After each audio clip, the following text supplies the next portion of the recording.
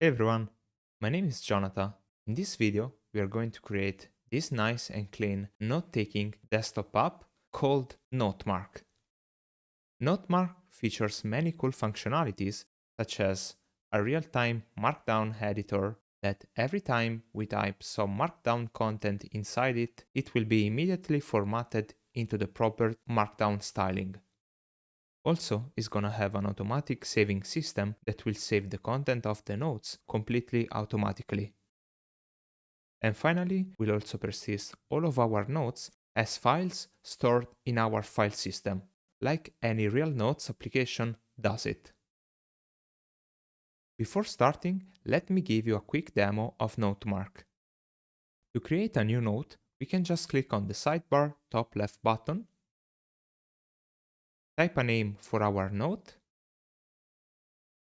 and create it. On the right side, we have our note editor, where we can insert some markdown content inside it.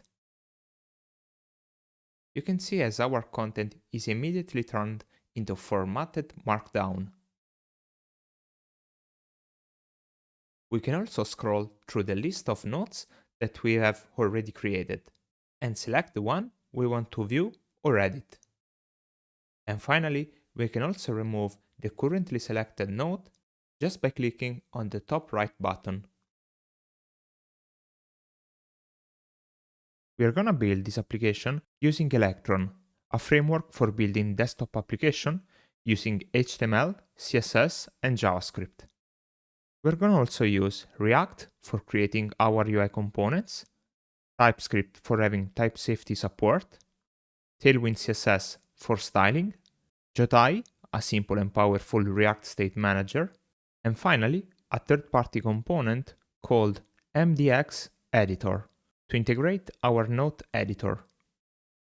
So without further ado, let's get started. Okay, the first step will be generating our Electron project, and for doing that, we're gonna open up our terminal and let's type in yarn create at quick start / Electron. Basically here we are using a build tool called Electronjs, which is a modern tool for generating Electron application based on Vite. So here we are prompted to insert our project name, and we're going to insert note-mark, so Notemark. We are going to use React as a framework with TypeScript support, and we don't want any updater plugin and any mirror proxy. Great, so let's cd inside this new created application, and let's install all the dependencies. So while the dependencies are installing, I'm going to explain quickly how this Electronjs works. So Electronjs basically it scaffolds an Electron project by using Vite as a bundling tool. So this project are going to inherit some of the benefits of Vite, like odd module replacement, hot reloading, and also support for TypeScript, React, Vue, Svelte, etc. The nice thing is that our Electron project will be already scaffolded nicely, so we don't have to worry about to configure properly the project because this tool will do everything for us. So the dependencies are installed, so we can open up this project on the editor. So let's open up a folder. Let's go under project, YouTube, Notemark, and let's open it up. Okay, so this is our initial Electron project. You can see there are many configuration files, there are many folders, but let's get a quick overview on how this project has been scaffolded. So you can see we have some file relating to the code base configuration, such as ESLint configuration or Prettier configuration. We are gonna see soon how to set up those files. We have an electron builder.yaml, which is a configuration file for when we are gonna have to build up our application for being packaged as a desktop application. We have a specific file for managing the Vite configuration along with an Electron environment. And finally, we have some Typescript configuration file. And here you can see that we have two separate Typescript configuration, one for node environment and one for the web environment, which is related to our browser window process. So the main core of this project structure is under the source folder, where we have three main folders: the main, preload, and renderer. So in order to explain these three folders, I found an image that will gonna help us understand how an Electron project works under the hood. Okay, so an Electron application is basically divided into two main processes: the main process and the renderer process. The main process runs in a Node.js environment and has access to the Node.js API along with the Electron main process modules. This process is useful for running privileged operation, such as, for example, accessing to the file system and perform operation such as reading a file, writing a file, deleting a file, or whatsoever. So it basically is like a context isolated process to run a restricted operation. Then we have our renderer process, which is basically our browser window, and it basically is where our application lives. So this process is divided in two parts. On the right parts, we have our entry point for our application, which is the index.html, which then connects to an index.ts, where we basically run our web framework, in our case, React. And we have also this left part, which is called the preload script. The preload script basically have access to a restricted set of function from the Node.js API, has access to the DOM API. But the most important part is that is able to access a channel called IPC. This channel is used by the preload script to communicate to the main process. And this will be one of the most important part of our application, because we, at some point, we will want to like create files, write files, delete files to store our nodes on the file system. But the only way to perform this kind of operation is to like communicate our main process to do that. And the only way to communicate to this main process is using this IPC channel. So let's quickly recap. We have the main process that runs a restricted operation, and the renderer process, which is divided by our React application list along with the preload script. If we go back to our Electron project, you can see that we have three separate folders, one for each of the roles that we have seen in the previous image. So we have a folder which contains the index.ts of the main process.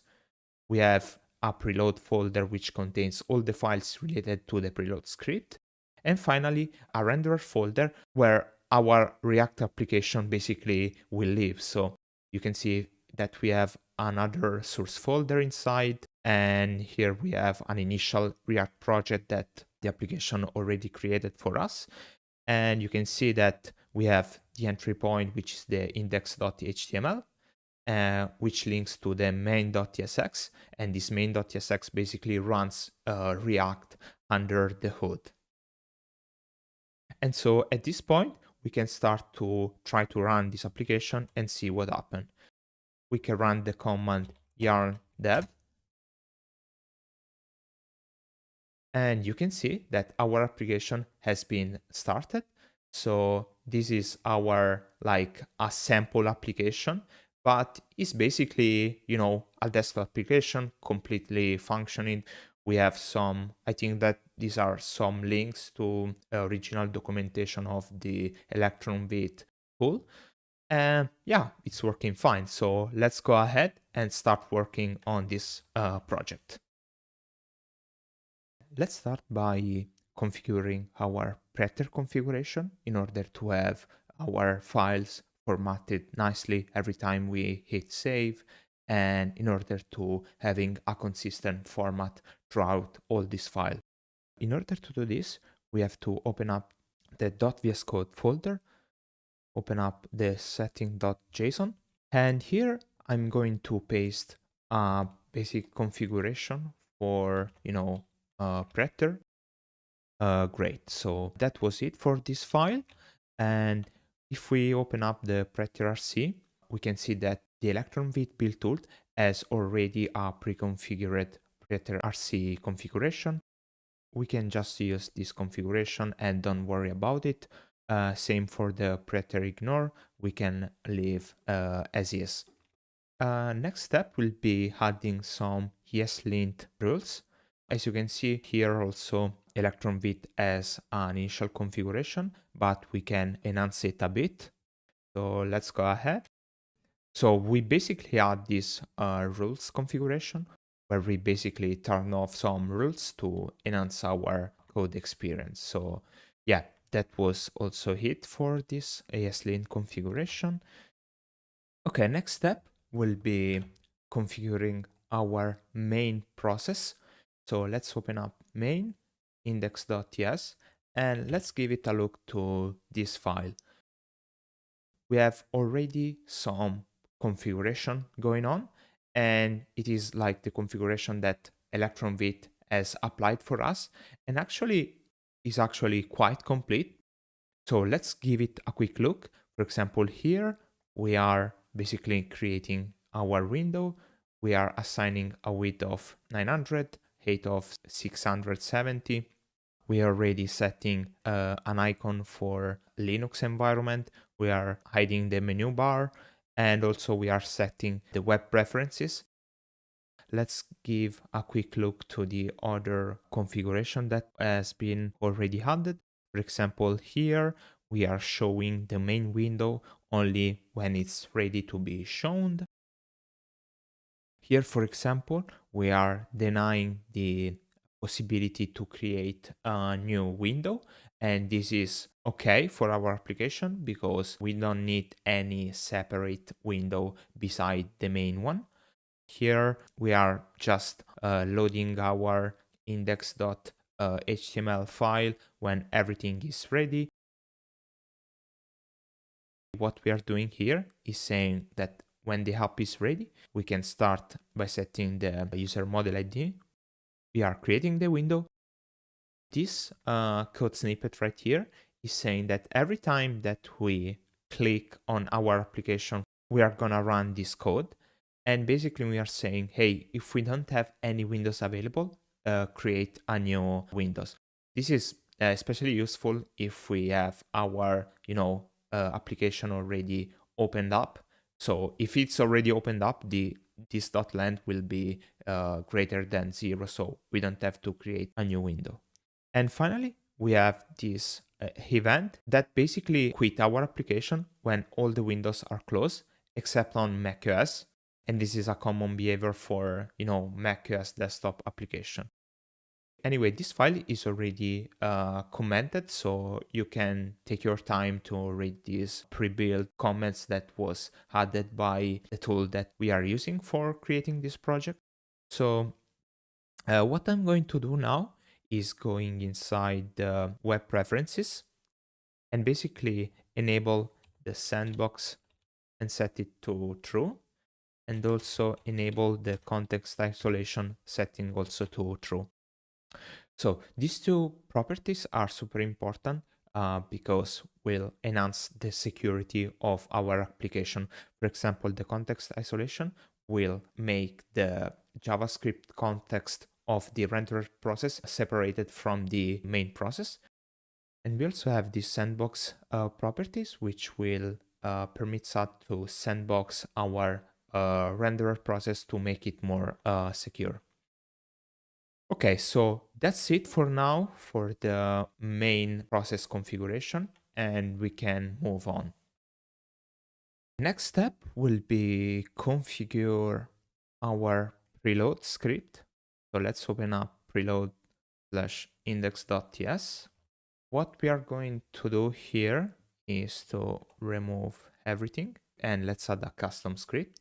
So the first thing that we are going to do is to check that we are running in a context isolated environment. So we are going to say if we are not in a context isolated, we are gonna throw a new error, which is going to say context isolation must be enabled in the browser window. Second step will be adding a try catch, where we are gonna use the context bridge, where we are going to expose variable called context. For now, we are gonna leave it empty, and later on we are gonna add all the necessary things that we need here. So let's also add a catch statement where we console log any possible error that can occur. And the same way, we need to go inside the index.d.ts, which basically defines some global type configuration in order to have Typescript support every time we want to call any of the function that will be available inside here. So we don't want to export this Electron API since we don't need it for this project, but actually we are going to rename this to context, and we are gonna have for now just an empty object, but later we are gonna have some properties and function, and they basically this TypeScript configuration, especially this context field, is the same that we are basically exposing in the main word throughout this context bridge. So for now, let's leave it like this, and we can move on to the to the core part of this project, which is the renderer folder. So let's close up this tab and let's concentrate in the renderer folder. Okay, let's go ahead and let's start by taking a look at this index.html file. So this is a basic index.html file, which is the entry point for our render process. And okay, so we can start by removing some things that we don't need, like the title and this comment right here. And also we can change these content security policies and adding a custom one, which I'm going to copy, just copy and paste it here.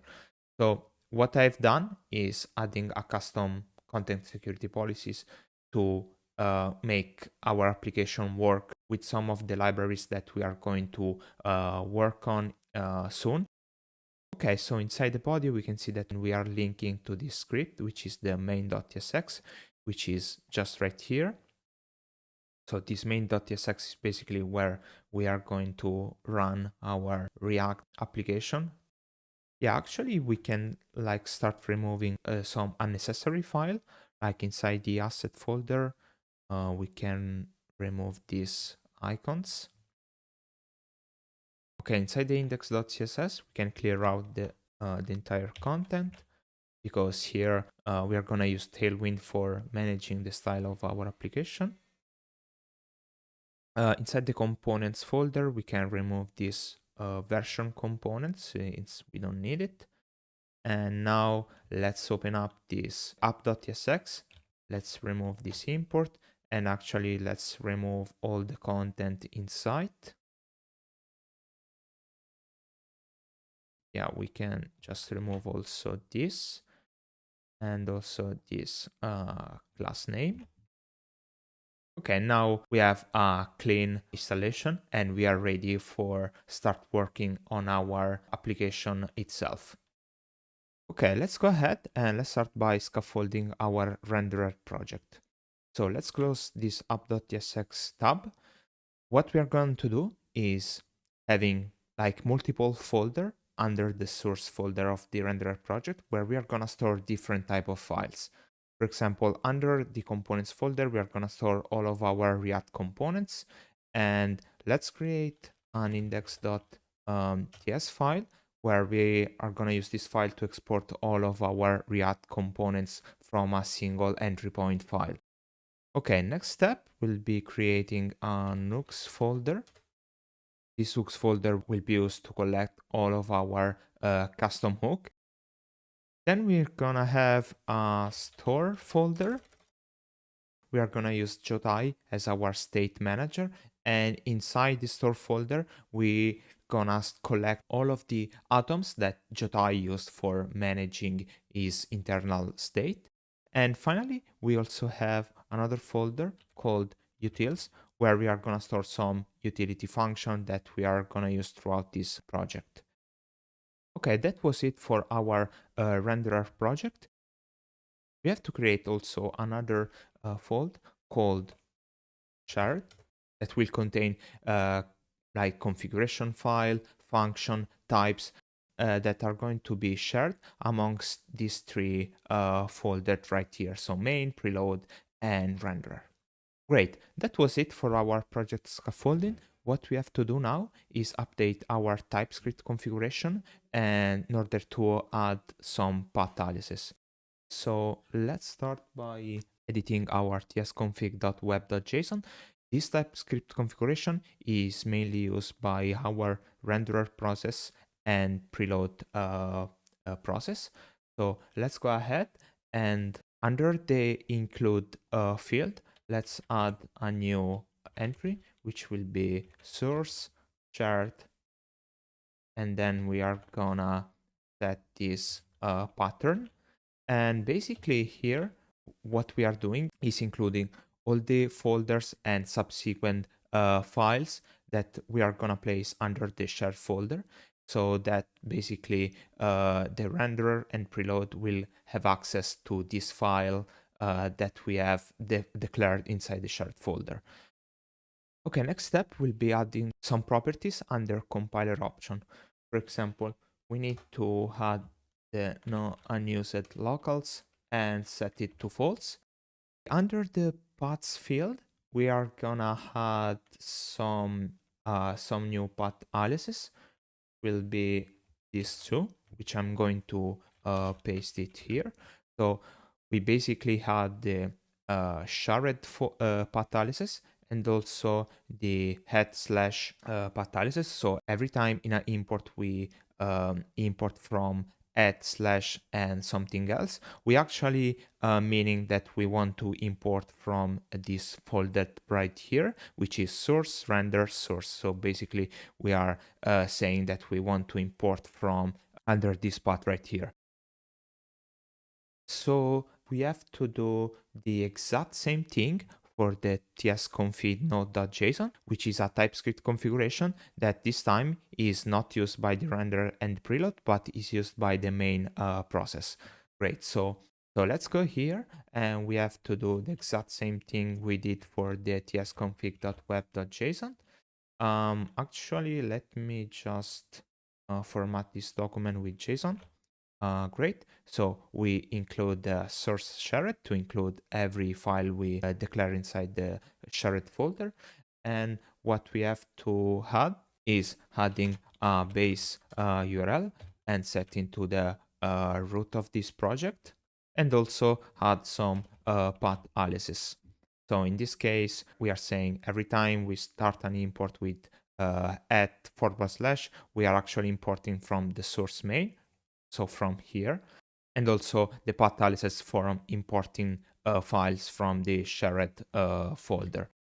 So that was it for the TypeScript configuration, and now we can go ahead with the development.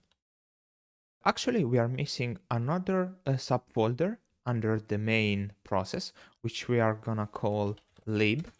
And this lib folder basically will contain a series of functions that we are gonna use as an API to interact with the file system to save, read, and write some files that will represent our nodes that our application will display and interact with. Great. So now that we have all the folders that we need, we have to update the Electron Vite configuration. So this file basically contains a Vite configuration for every process that Electron use under the hood. So a Vite configuration for the main process, another one for the preload script, and finally another one for the renderer process. So here we have to specify how to resolve the path aliases that we basically defined inside the TypeScript configuration. So let's go ahead and let's define our resolve property, where we are gonna specify the aliases. So here we are gonna specify, for example, for the main process, the lib folder that we have just created, and this will be resolved under the source main lib. So this one right here. So the main process need also to resolve the head shared folder, which will be resolved under the source shared folder. So every time that we specify add shard, this will be resolved under source shard. Great. Okay, so we need to do the exact same thing also for the renderer process, but this time I'm going to paste all the configuration that we need. So as you can see here, we specified the add shared folder, one for the hook, one for the assets, one for the store, and basically they are mapped nicely with all the folder that we define, just like here. Actually, we are missing another configuration, which is called assets include, where we basically want to import all the assets from source render assets and defining all the possible folders and files. This will permit us to import, all the files that we defined inside here as an asset and not as a source code. Great. That was it for the Electron Vite configuration. And now we can move on and starting by adding Tailwind CSS to our project. And let's install Tailwind CSS. We need to run yarn add -d Tailwind CSS, post CSS, and auto prefixer. Next, we are going to run npx Tailwind CSS init-b, which will create the tailwind config.js and the post-css config.js. Great. Now let's open up the Tailwind configuration file. Inside the content property, we have to specify what file Tailwind have to look out where we are gonna use Tailwind. So we can just paste this path right here, source render, and all the file that has this extension right here. And you can see that we are basically telling Tailwind to go under the renderer folder and search for Tailwind classes right here, because the renderer folders will be the only place where our application will live, and so all the styling will live only here. Great.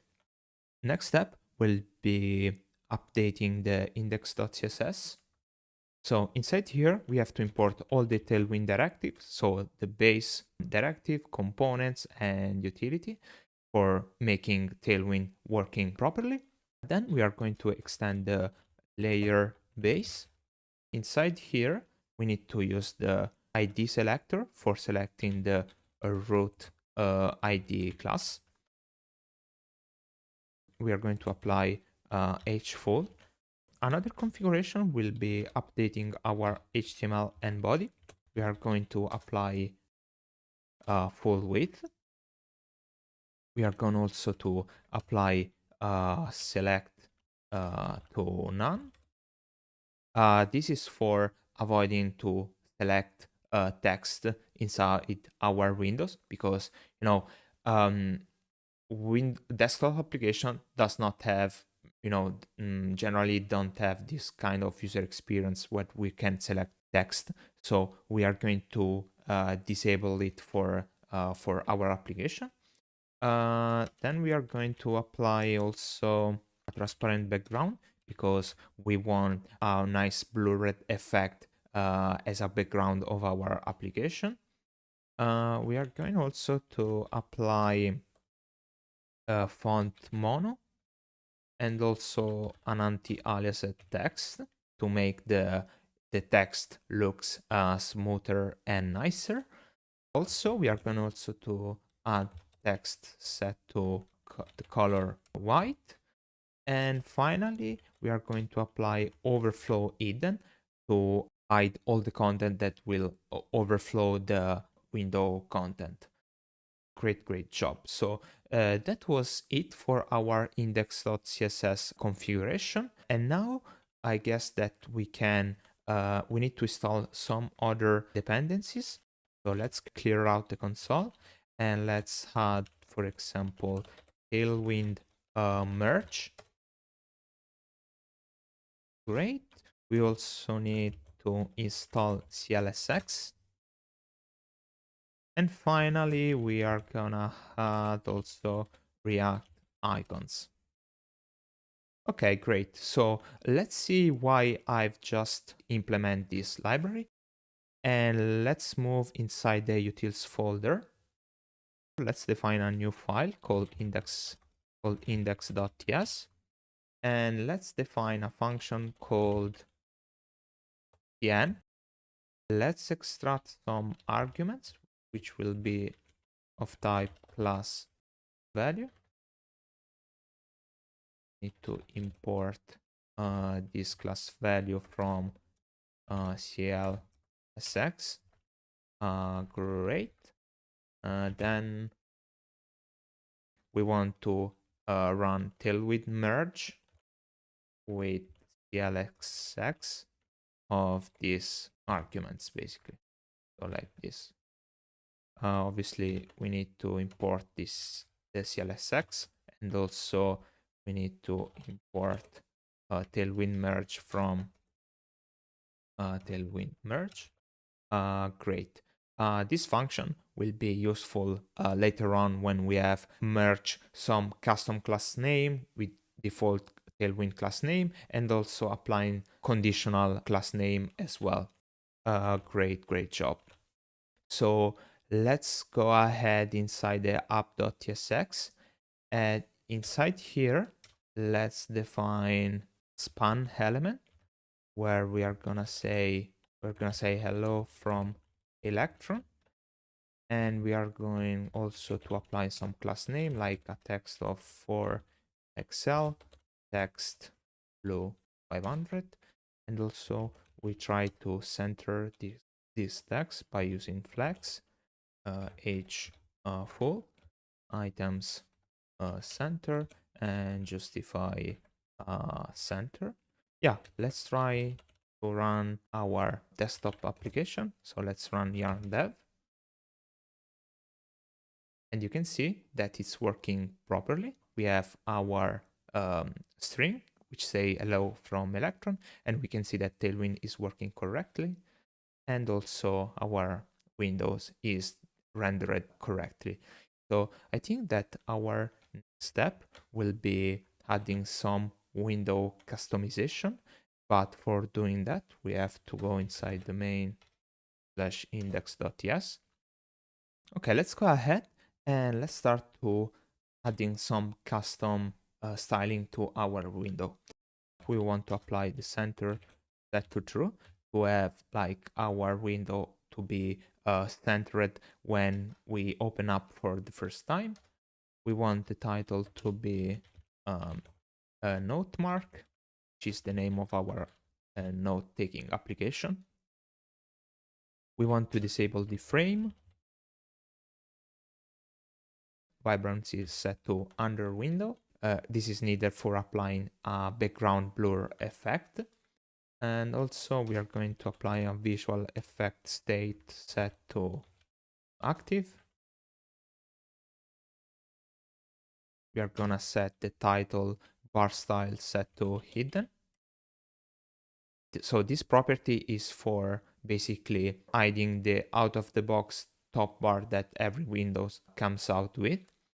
And also we want to adjust our traffic light position, and we are gonna set the X value set to 15 and the Y value set to 10. Great. And that was it for our styling. Now, if we try to rerun our application, you can see that we have a nice blurred background.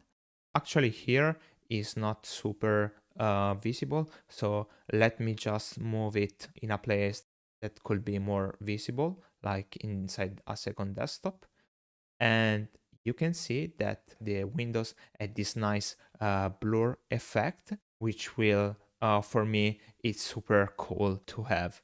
So we can also see that the top bar has been hidden and the traffic light has been adjusted a bit, but we don't actually have a way to move our window around, but we will see how we can be able to drag our window around.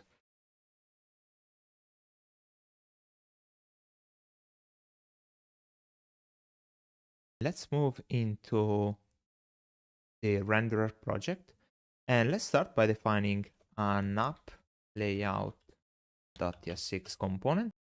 The first component that we have to define is the sidebar, which will be used for containing all the list of our nodes.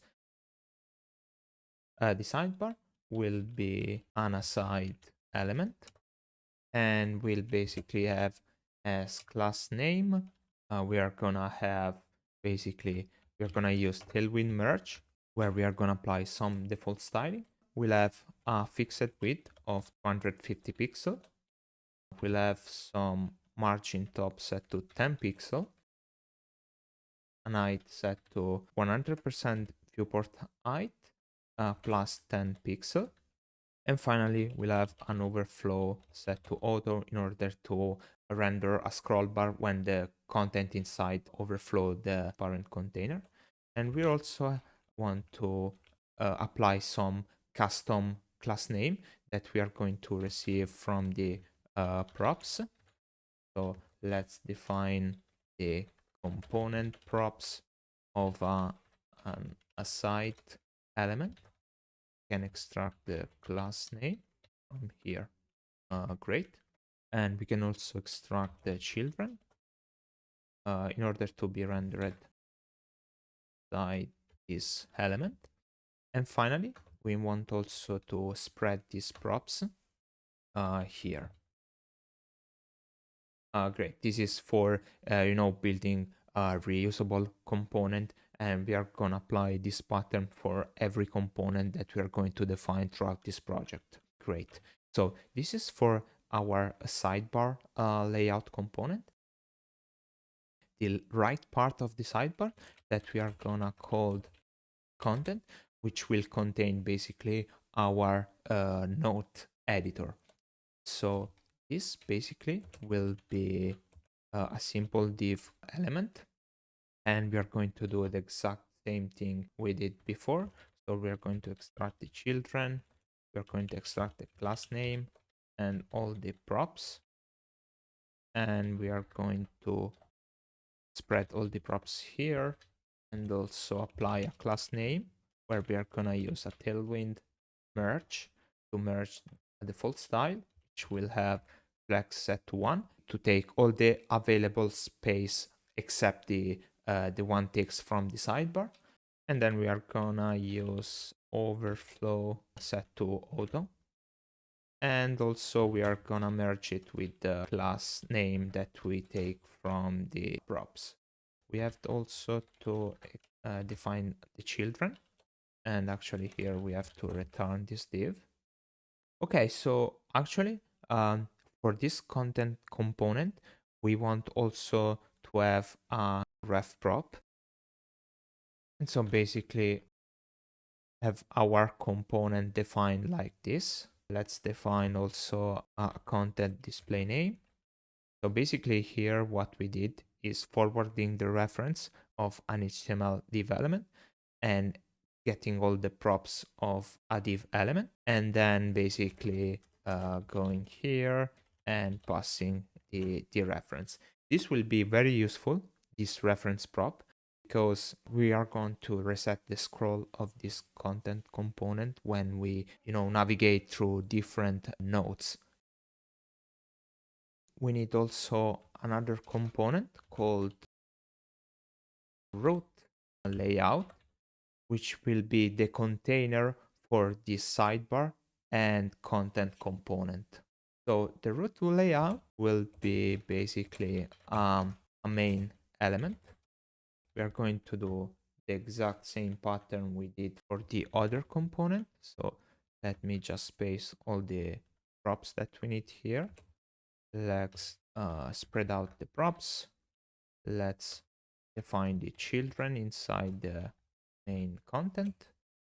And then let's define the class name, which will use also the Tailwind merge, where we're gonna merge the default style, which will be a flex with flex row, because the sidebar and content are basically two column layout in a row. So we are gonna use flex row, and we are gonna also take total height of the screen.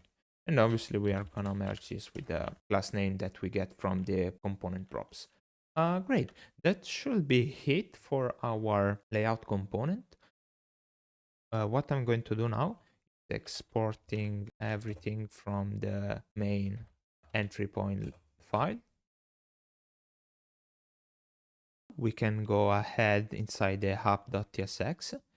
Instead of rendering this, we can just define our root layout with our sidebar.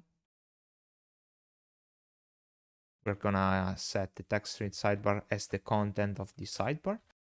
And also we are gonna set a class name where we apply some padding. And also we are gonna apply some border. This border will be red color. And this is just temporary, just to understand how these two components will be laid out. And also we are gonna have our content. Actually here we can remove this dot and use the hat symbol, and this should work. Let's go back and let's define a class name with some border, and border blue 500. Great, so let's see the result. Great, you can see that we have on the left side our sidebar with these red borders, and on the right side our content component with blue borders. And here by setting like that margin, we have some room to give to these traffic lights. So great. I think that we did a pretty good job so far. So we can go ahead and actually remove this and also this border, because obviously we don't need it for our final application. And what we are going to do is to add some custom Tailwind class for the content, where we are going to set the border left, and we are gonna give a background of using the zinc color, particularly the 900 variants, with the opacity set to 50. And also we are gonna set the border left set to a white 50. Sorry, not 50, but 20.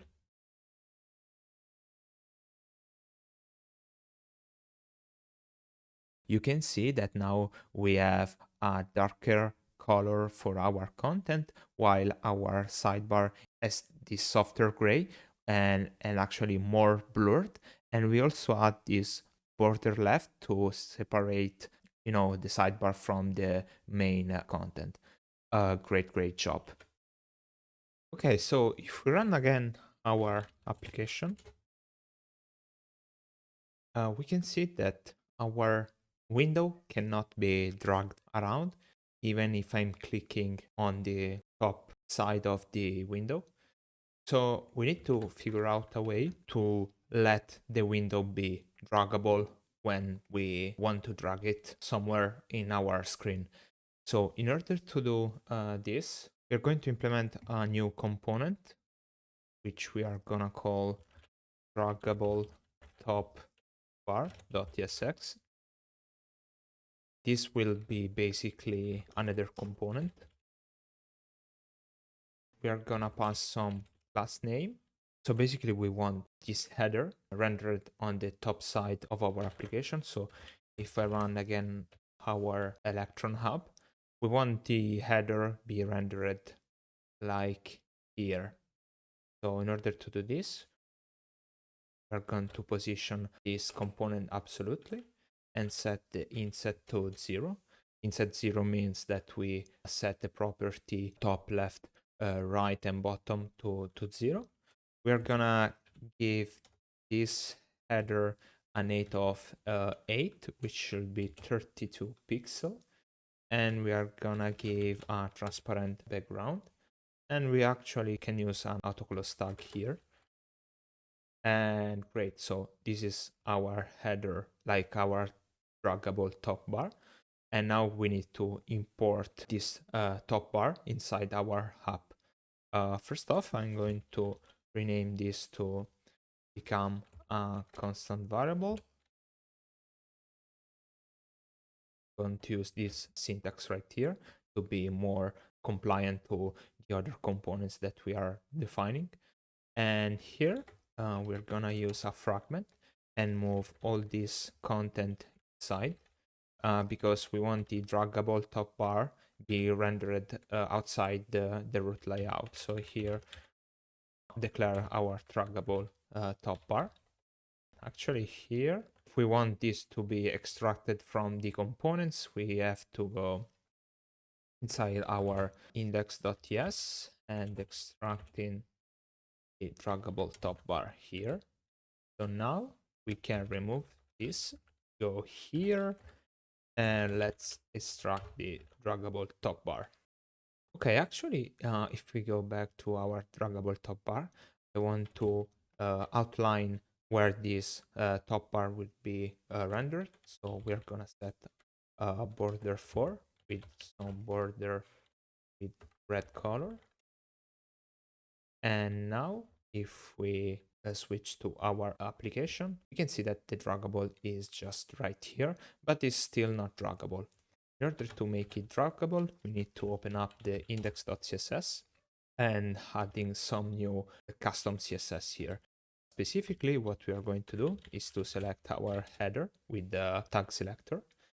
And I'm going to define the WebKit app region to drag. And this will allow our header component to be dragged around. We have to define set the WebKit app region to no drag. This is super important, otherwise our button will not be clickable. This is the proper way to allow our window to be dragged correctly. So if we switch back to our application, now if I hold click on this draggable header, you can see that I can move my window around. While if I click inside other part of the window, obviously the windows cannot be dragged around, but only if I click over here. Great, so we have our draggable top bar, and we can actually remove the border. So now it should look like more clean. It's working as we are expecting to the application to work. Great job. Next step will be implementing the to action button for creating a new node and for deleting a node. And we'll place this action button rows over here. So the first component that we are going to define will be placed under a button folder. And inside this button folder, I'm going to create a generic action button component. This will be rendered as a button. Next step will be extracting all the props of a button. So like this. Component props of button. Right. Pass these props over here. Great. So next we want to extract the class name and the children,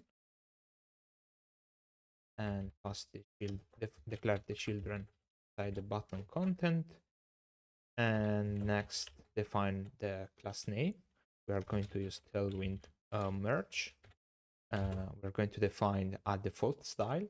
So our button will look something like this. We'll have a horizontal padding of 2 and vertical padding of 1.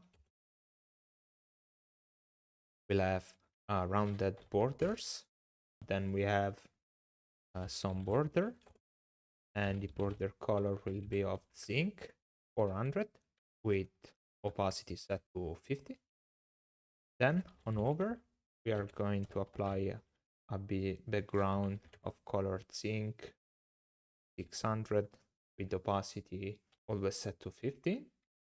Then we are going to apply a transition colors and a duration set to 100. And also we are gonna merge with other possible class name we received from the other props. So this will be represented as our action, a generic action button. So now I'm going to define an index.ts to export our action button from here, and then going inside the root index of our components and export everything inside the button folder. Great job. So let's close some tabs. Okay, at this point, I'm going to create a new node button.tsx. Great. This new node button will use our previously defined action button, and we can actually import this from components. So add/components. Great. As content, we want to display an icon, which I have already selected, and that we are going to extract from React icons. The icon itself is this Lua file signature. So let's define it here. And also let's set the class name to have a width of 4, age of 4, and the text set to zinc 300. We want also to extract all the necessary props. But actually what we can do here is to inside the action button and define the action button props and reuse this type over here. And at this point, we can do the exact same thing here, because the new node button will is basically an action button. So we can pass all the props over here. The next step will be obviously exporting this new node button. Great. And now let's define the delete node button.tsx. It's basically the same thing we did for our new node button. So let's define an action button over here. Great. Here we can import from components. Okay, great. Next, we are going to extract all the props. So action button props, and passing these props, spreading these props over here. And finally, we are going to use this icon, FA rag trash can. So let's set as the content of this component, and let's set some class name to width 4, age 4, and a text of zinc 300. Great. Let's export this component over here. Hit node button. And finally, we are going to implement under the component folder a new component called action buttons row.tsx, which will be the container for these two buttons.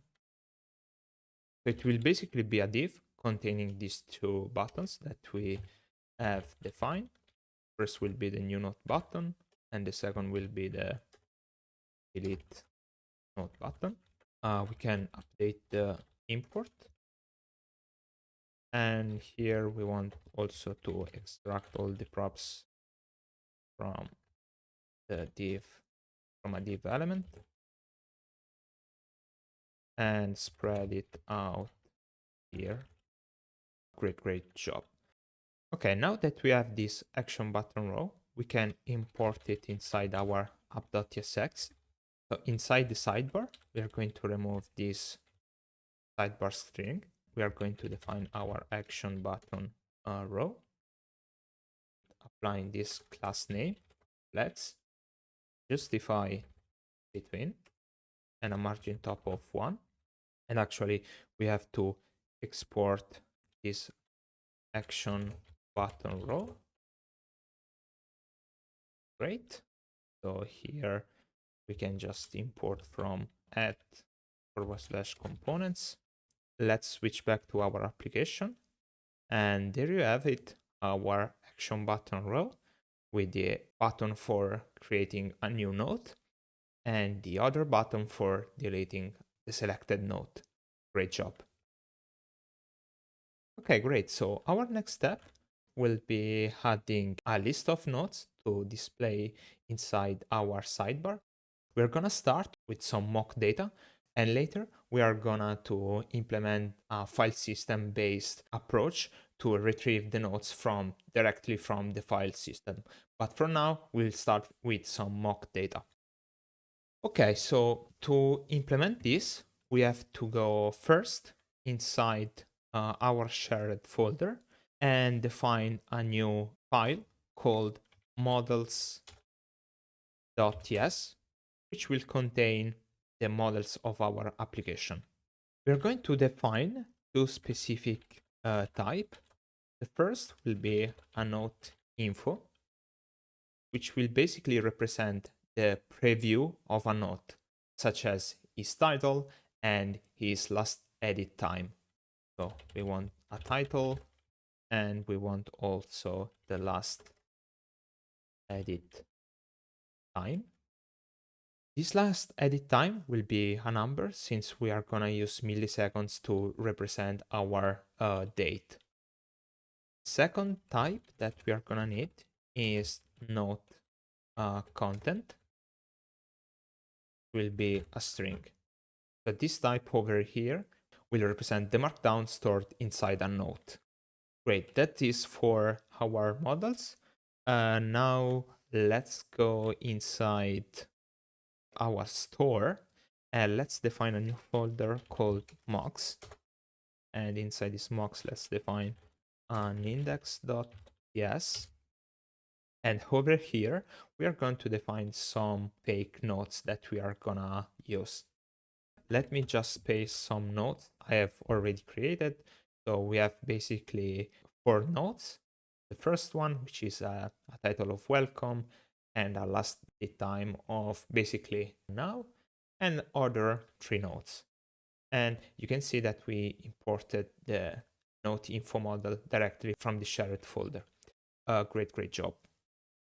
Okay, now let's close all this tab and let's move on inside the components folder and let's define a component called node preview list.tsx.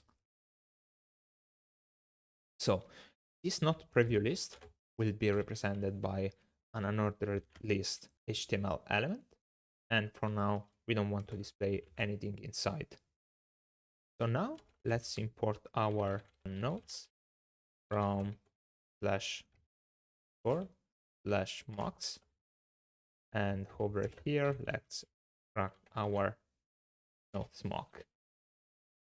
Inside our unordered list, let's iterate over these nodes and let's map it over a basic string. Let's return a list item, and as a key we are gonna use the title of the nodes. Okay, great. Now let's export this node preview list here.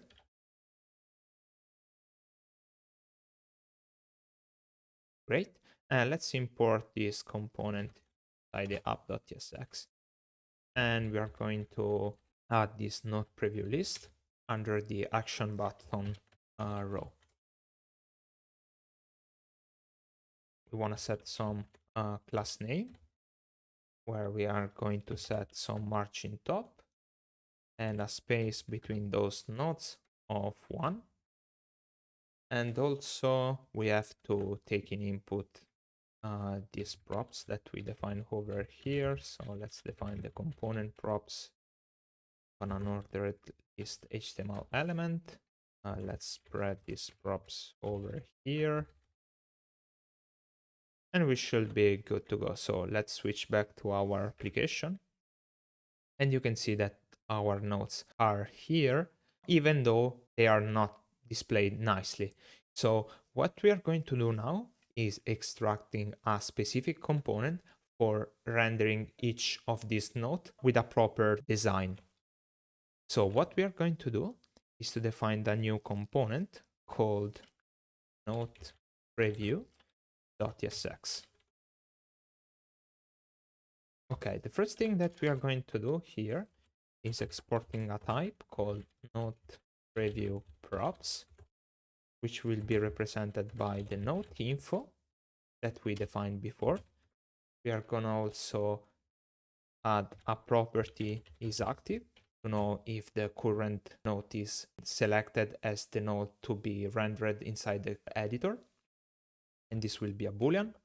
And finally, we want all the component props of, in this case, a div element. So let's get all the props over here. And let's spread out these props inside the div element. Great. So over here, we can now extract different props such as the title of the node, content of the node, the last edit time, the isActive prop, which we by default set to false, class name, and the other props. Great. So now we are going to define some styling for this div.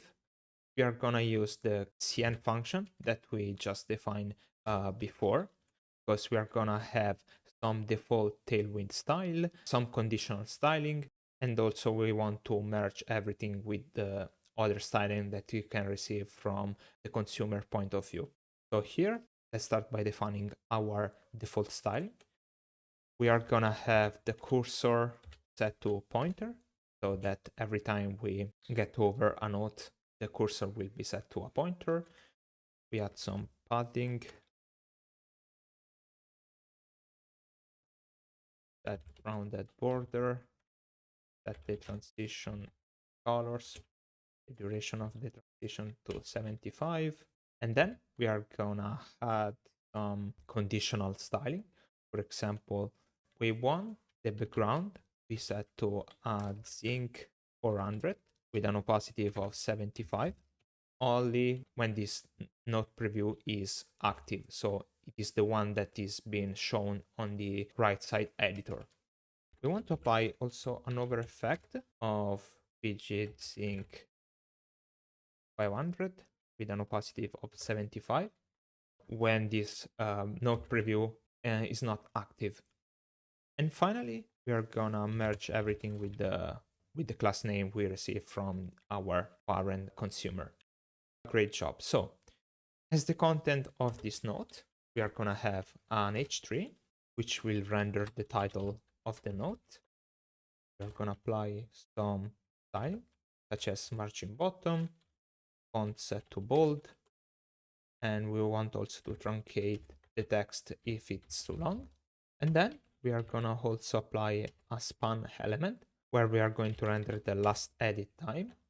And let's set some class name to have the render as an inline block, full width, margin bottom set to 2, text set to small, font set to light, and text set to left. Great job. And now we can start using this node preview. But before, we need to export it. /node preview. Great. So now if we head back to our node preview list, here inside of rendering this list item, we can use our node preview and passing basically everything in it. So here we can do just like this, and we have to specify also a key. We're gonna use the node title plus the node plus edit time, and let's take a look at the result. So as you can see, now we have our node, and every time I over a node, we get this nice transition effect. The thing that I don't like right now is how this last edit time is being formatted. We want this to be formatted in a proper way. So to achieve this, let's go ahead and let's go inside the util folder and open up this index.ts.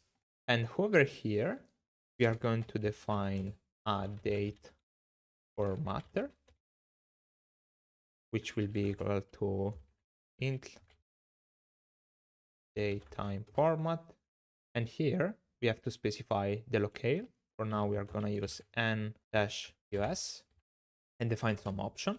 For example, the date style, we're going to set short. For the time style, we're going to set short as well. And for the time zone, we're going to use UTC. And finally, we have to export a function called format date from ms, which will take number of milliseconds, and we are going to return, we're going to use this date format and format this input we takes as input. Great job.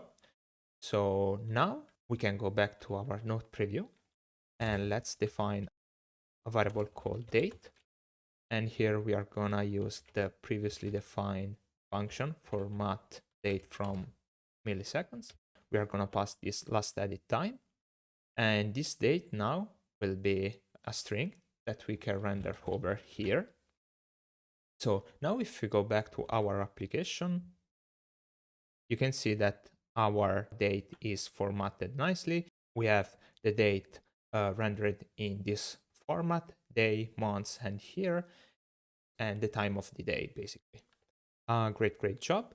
The last step is that if we go back inside the util folder, we want this to be based on the locale of the operating system. So in order to retrieve this type of information, we need to ask help for the preload script. And so if we go over here, what we can do inside the context, define a variable called locale, which will be a string. And if we go in the index.ts over here, we are going to define this locale to be equal to the navigator.language. So the navigator is an API that will return back some default information about the user agent, in this case, the underlying operating system, and the language will return us the locale of the underlying environment. So we can start using this kind of information. So let's head back to our date formatter. And here, what we can do is do window.context.locale. Don't worry about this error because Typescript actually is complaining about this type not existing, but I can assure you that this variable exists. It's only Typescript that is complaining. We can just don't worry about it. So yeah, let's move on and let's close this.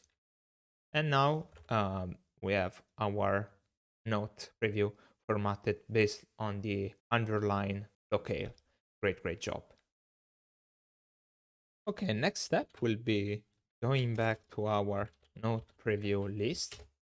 And we want to handle a particular use case when we receive, like, we don't know if this node smoke can be empty or not. And in case it is empty, we want to display some kind of content like no nodes yet.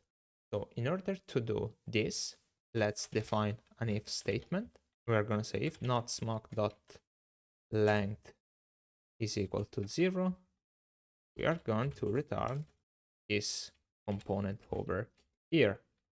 We are going to have a span, which will say no nodes yet. And we're going to apply some styling using Tailwind merge the default class name. We are going to extract over here. And also a default style, which will be equal to text center and a padding top of 4. And also spreading out all the props.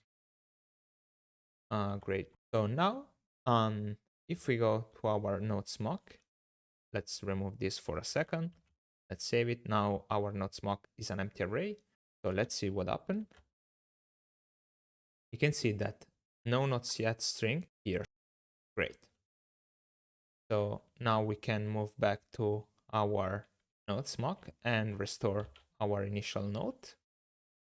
And let's see the result. Now we have our nodes. Great.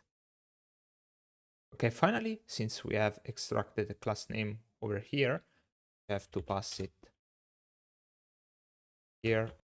So if we open up our node application, you can see that now they are formatted nicely. Okay, now it's time to implement our node editor. And for doing that, we are gonna first extract a new component, which we are gonna call markdown editor.tsx. Great, so then exporting the component here. At this point, we need to figure out a way to implement this editor. I decided to use a third-party library, which is called MDX editor, which is basically a markdown editor built for React as a component, which allows us to write markdown documents, just like Google Docs or Notion does. There is also a live demo. We can try it here. For example, if I go here and type the characters for having an heading, you can see that we have already previewed inside our editor. For example, if I want a block quote, here a block quote, everything is styled directly in the editor.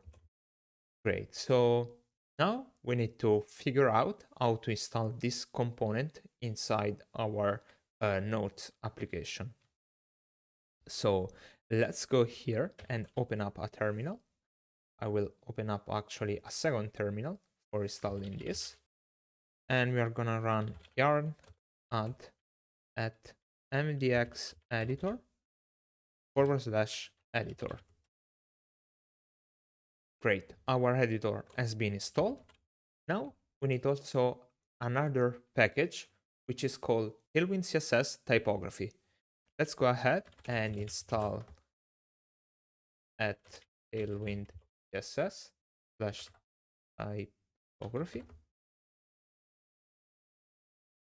Great. Now let's open up the Tailwind config, because we need to specify the plugin over here and just add this statement like require Tailwind CSS typography. We should be good to go. Now let's go back to our markdown editor, and here let's start using our new editor we have just installed. So we're gonna say mdx editor like this, and we need to add some required props like the markdown, and we can say, for example, hello from mdx editor. Okay, now let's go back to our app.tsx and let's put our editor inside the content container. So let's remove this string and let's say markdown editor like this. Great, let's see our application, and you can see that anything is rendered And that's because we need to apply some custom styling. So let's head back to our Markdown editor and let's add a prop called content edible class name. And this is a way to apply some Tailwind class name inside our MDX editor. First thing, we want to remove any possible outline. Then we are gonna set min age to screen to give like a minimum height of the entire window screen. Then we are gonna set max width to none. We want that every time we stretch our windows, the content to grow consistently with our window. Then we apply a text large, px of 8 and py of 5. And also we're going to apply a caret yellow of 500 to modify the blinking caret color. Okay, let's save and let's see if anything has changed. Okay, you can see over here we have this yellow caret and we can start typing something.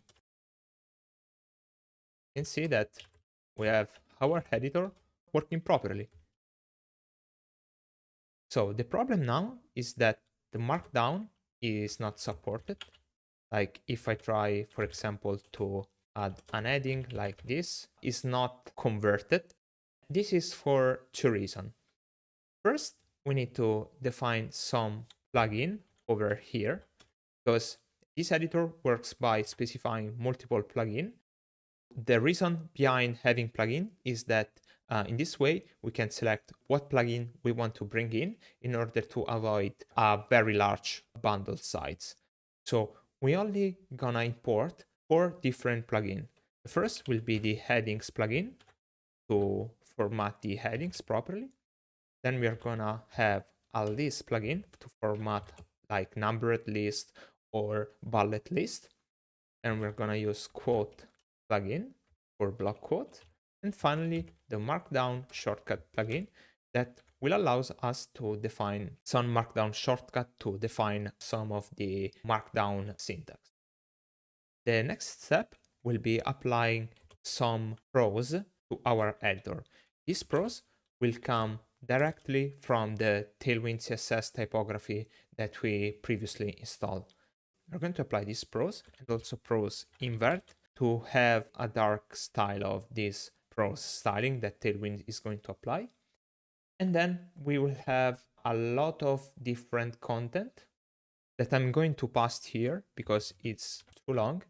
And basically what we had here is basically some styling for styling like for example, here we're styling the paragraph since we are targeting the p tag. Here we are styling all the headings to have a certain margin. Here we're styling the block quote. Here the unordered list and so on. So now if we go back to our application, you can see that everything is working as expected. Our previous content that was saying hello from NDX editor and was an H1 is being correctly rendered. So if I go here, for example, I want this text to be bold. I can select this text, for example, and with Command B, make it bold. Or otherwise, I could have used the Markdown syntax for the bold text, like this one. Oh, actually, I have to do like that, text bold. And you can see that the Markdown shortcut is working properly. We have also, for example, the bullet list, like 1, 2, and 3. And also, I guess, the numbered list, 1, 2, and 3. Yeah, you can play around with this editor and edit your node content. But the most important thing to remember is that for this application, we are only adding this plugin and we are intentionally leaving out some other plugin like the link plugin or the code block plugin because they need a particular configuration that maybe I will leave it for another video. But for now, we are good to go and we have our editor working fine. Great. Okay, now let's open up back our application. And I want to show you something. If I force this content to go to overflow, you can see that our scroll bar are not looking so nice. So we have to apply some styling to modify the appearance of this right scroll bar. And for doing that, we are gonna head inside the index.css. And here we are gonna add some new CSS. The first class is dash webkit dash scrollbar, where we are gonna apply a width of 2 to modify the width of our scrollbar. Then we are going to modify how the thumbs will looks like. So colon dash webkit scrollbar thumb, and we are going to apply a background of dash 555 and rounded that to MD. Great. And finally, we are going to modify the scroll bar track, and we are going to apply a background, transparent background. Great. So if we go back to our application, you can see that now our scroll bar looks very, very nice. Great. That was it for the scroll bar. So let's go ahead. Our last UI component will be called floating note title.tsx, which will basically be a floating text that will appear on top of the editor that will hint us of what note we are editing right now. So let's go ahead. So we are gonna use a div parent container, move the content inside. We are gonna use a mock title for now. It will be note title, and we're gonna use this title inside the span. Let's apply some styling like text gray 400, and then let's apply some styling as well to the parent div container, where we are gonna apply a tailwind merge of black styling and justify center, also parent class name, and we also need parent props.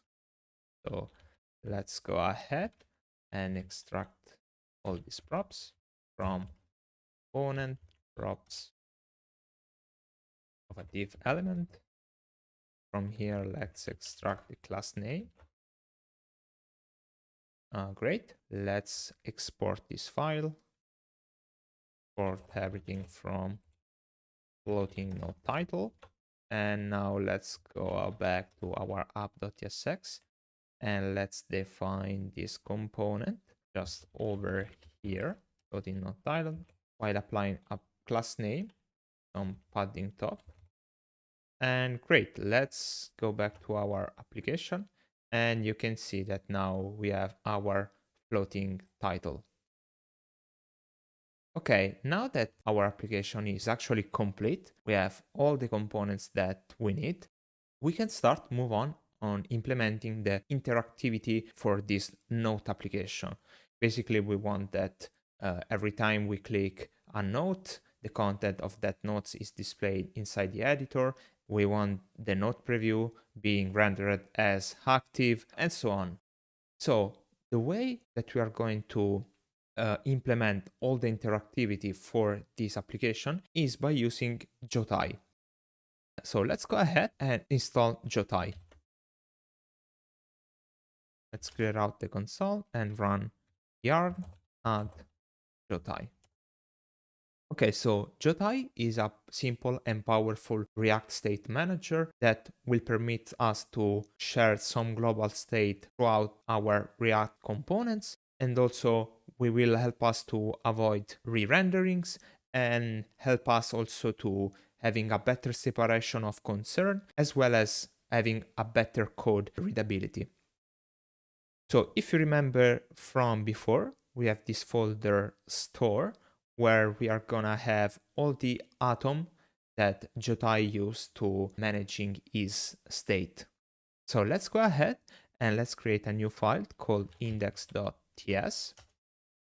And inside this file, we are gonna have all the atoms to store our application state.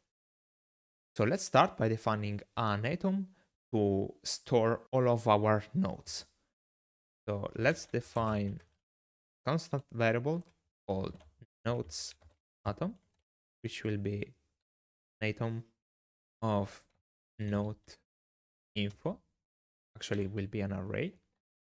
We actually need to import atom from Jotai, and the initial value for these nodes will be given from the nodes mock.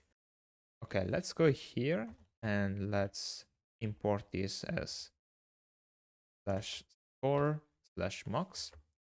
So for now, we are importing some the mocked nodes, but later we are gonna load the nodes directly from the file system. But for now, for the sake of the tutorial of this video, let's start with some fake data. Okay, so this atom will be useful for retrieving all the loaded nodes. The second atom that we need is called the selected node index atom, which will represent the index of the selected nodes. And actually, this can be a number or it can be null in case we don't have any nodes selected. For example, when we don't have any nodes yet. Great.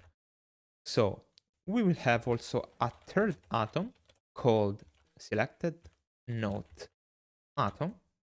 Will be a read-only atom.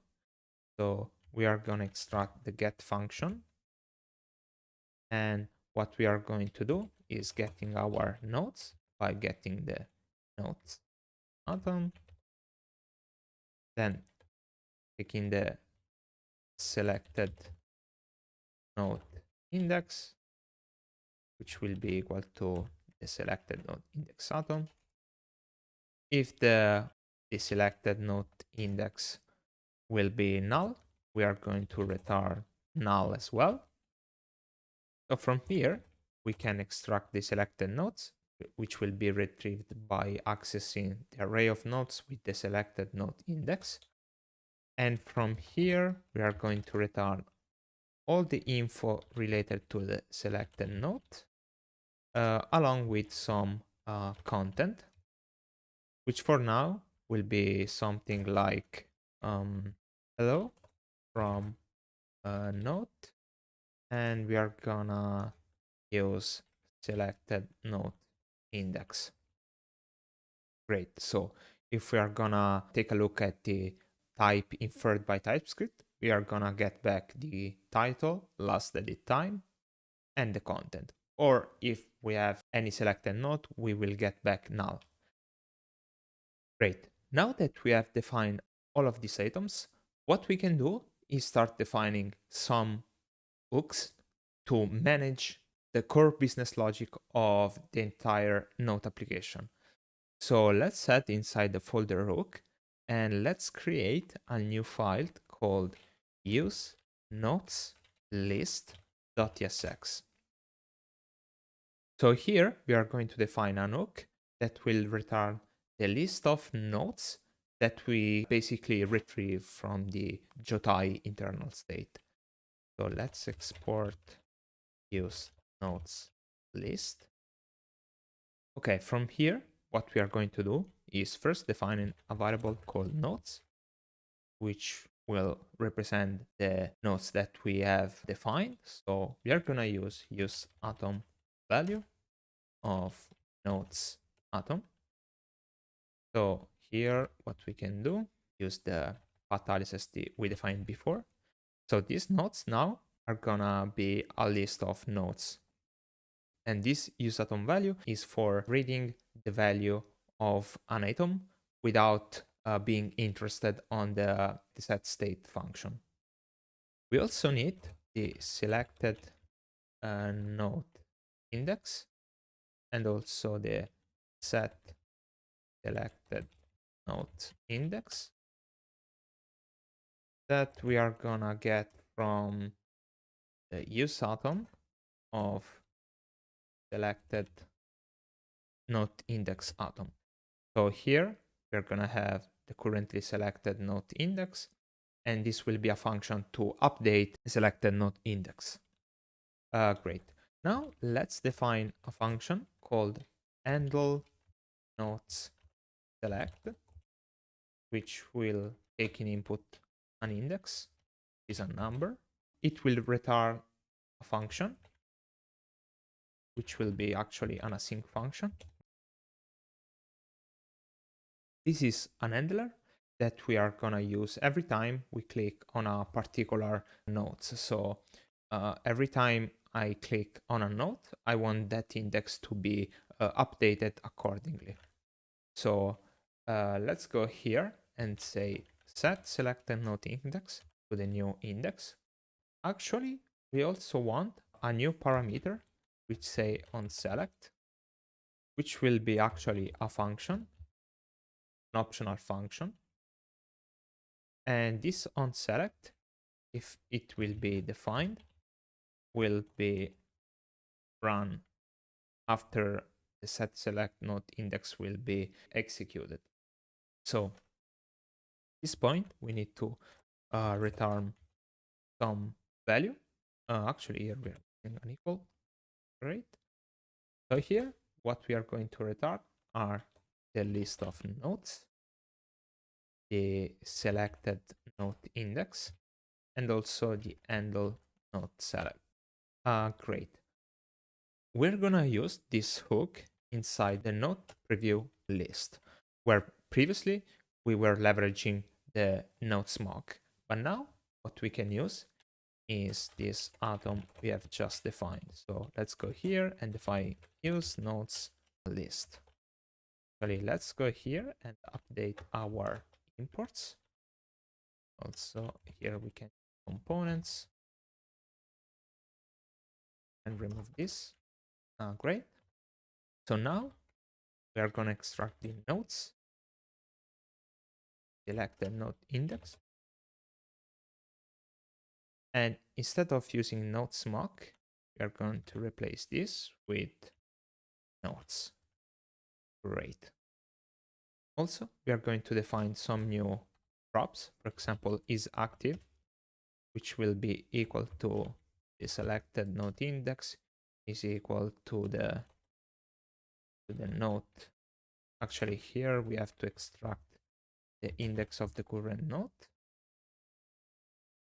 So here we're saying this node preview will be active if the selected node index match the like the index of these nodes, basically. And finally, we are going to define an on-click handler, where we are gonna execute the handle node select by passing the index. Great. So now, if we go back to our application, you can see that I'm able to select a node. And every time I select a node, it goes basically in an active state by applying this color to in that node is selected, even though the content is not getting updated. But as you can see, everything is working as expected, and also the nodes are displayed correctly. Okay, the next step will be updating the floating node title every time we change the selected node, and also the content of the node itself. So let's close this tab and let's get back to floating node title.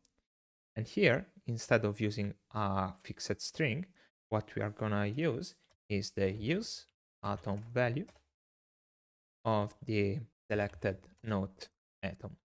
And here we are gonna have the selected node, but this node actually, let's remember that can be undefined. So in case it is not defined, we are going to return null.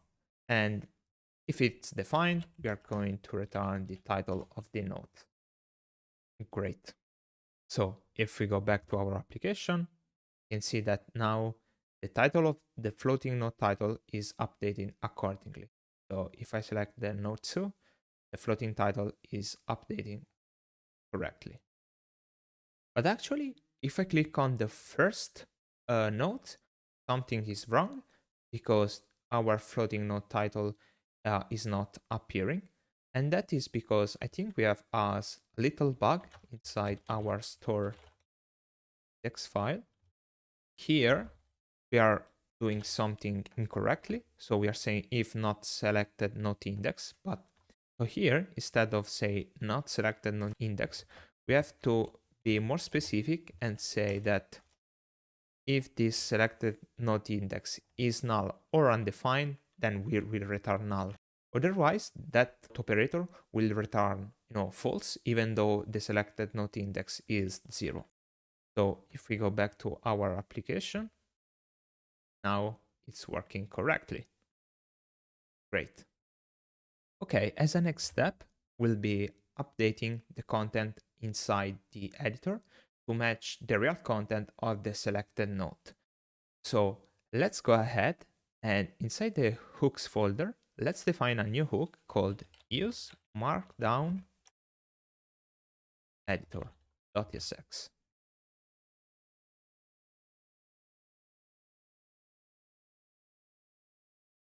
Inside this hook, we are going to take the current selected node by defining use atom value of the selected node item.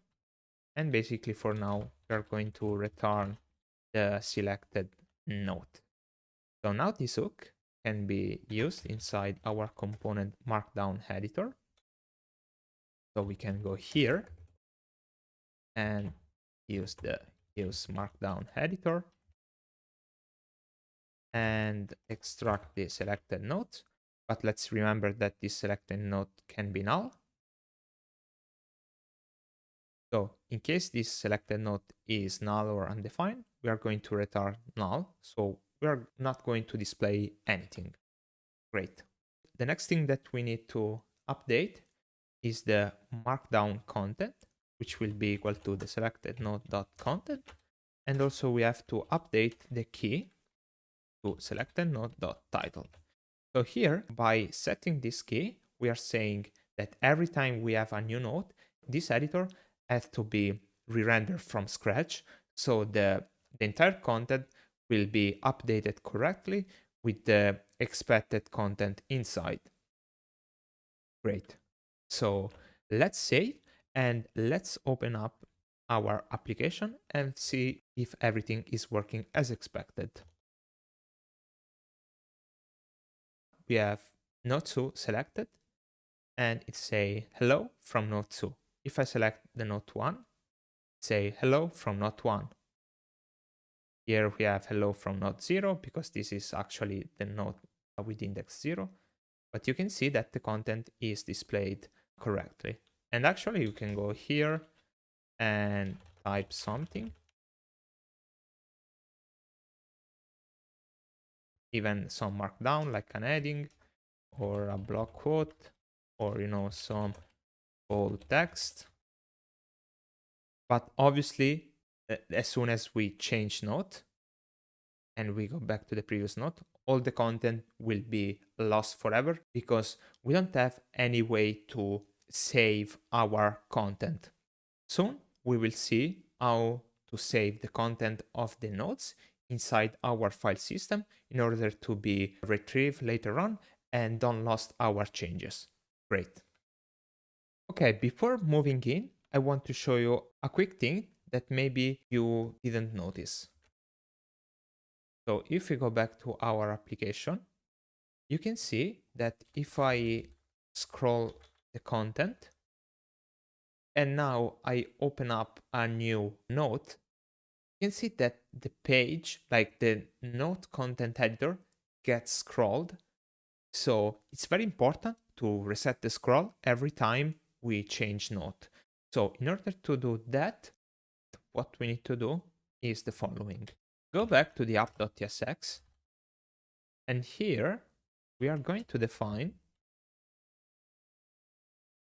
content container ref, which will be defined to be a useRef as an HTML div element, which by default will be null.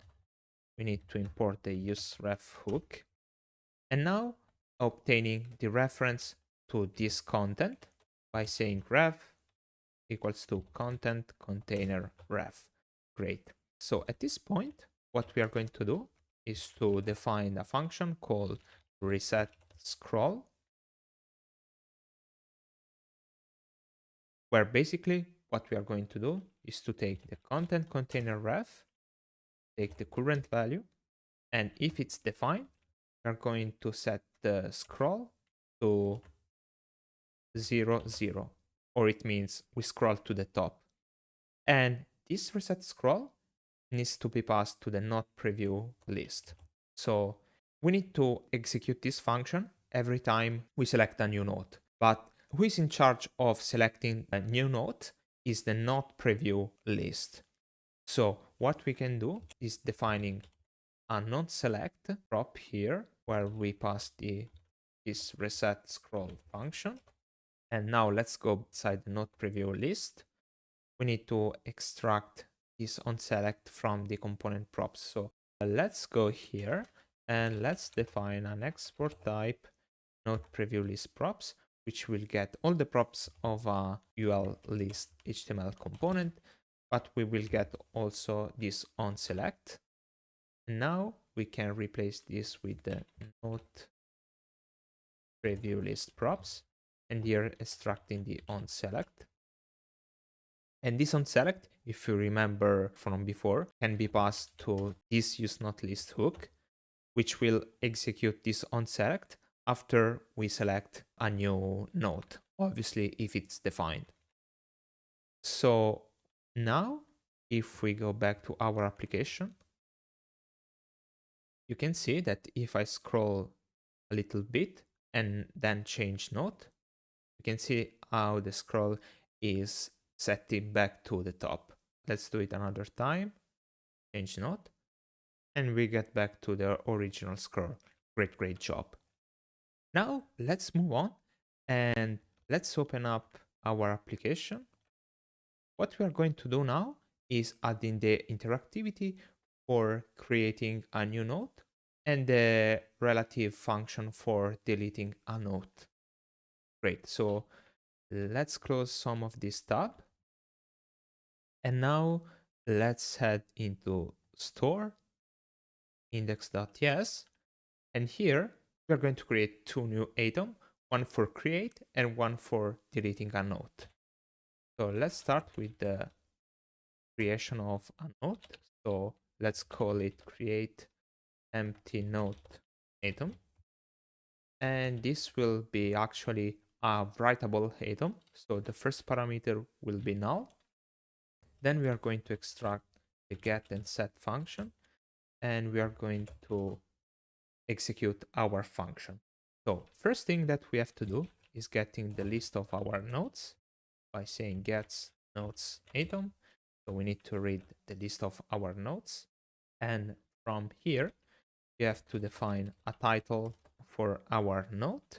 So for now we can use a node, and using basically a sort of index by calculating how many nodes we have until now, and then summing 1. Great. Then we are going to create our new node to be equal to node info. And here we need to pass title and also a last edit time.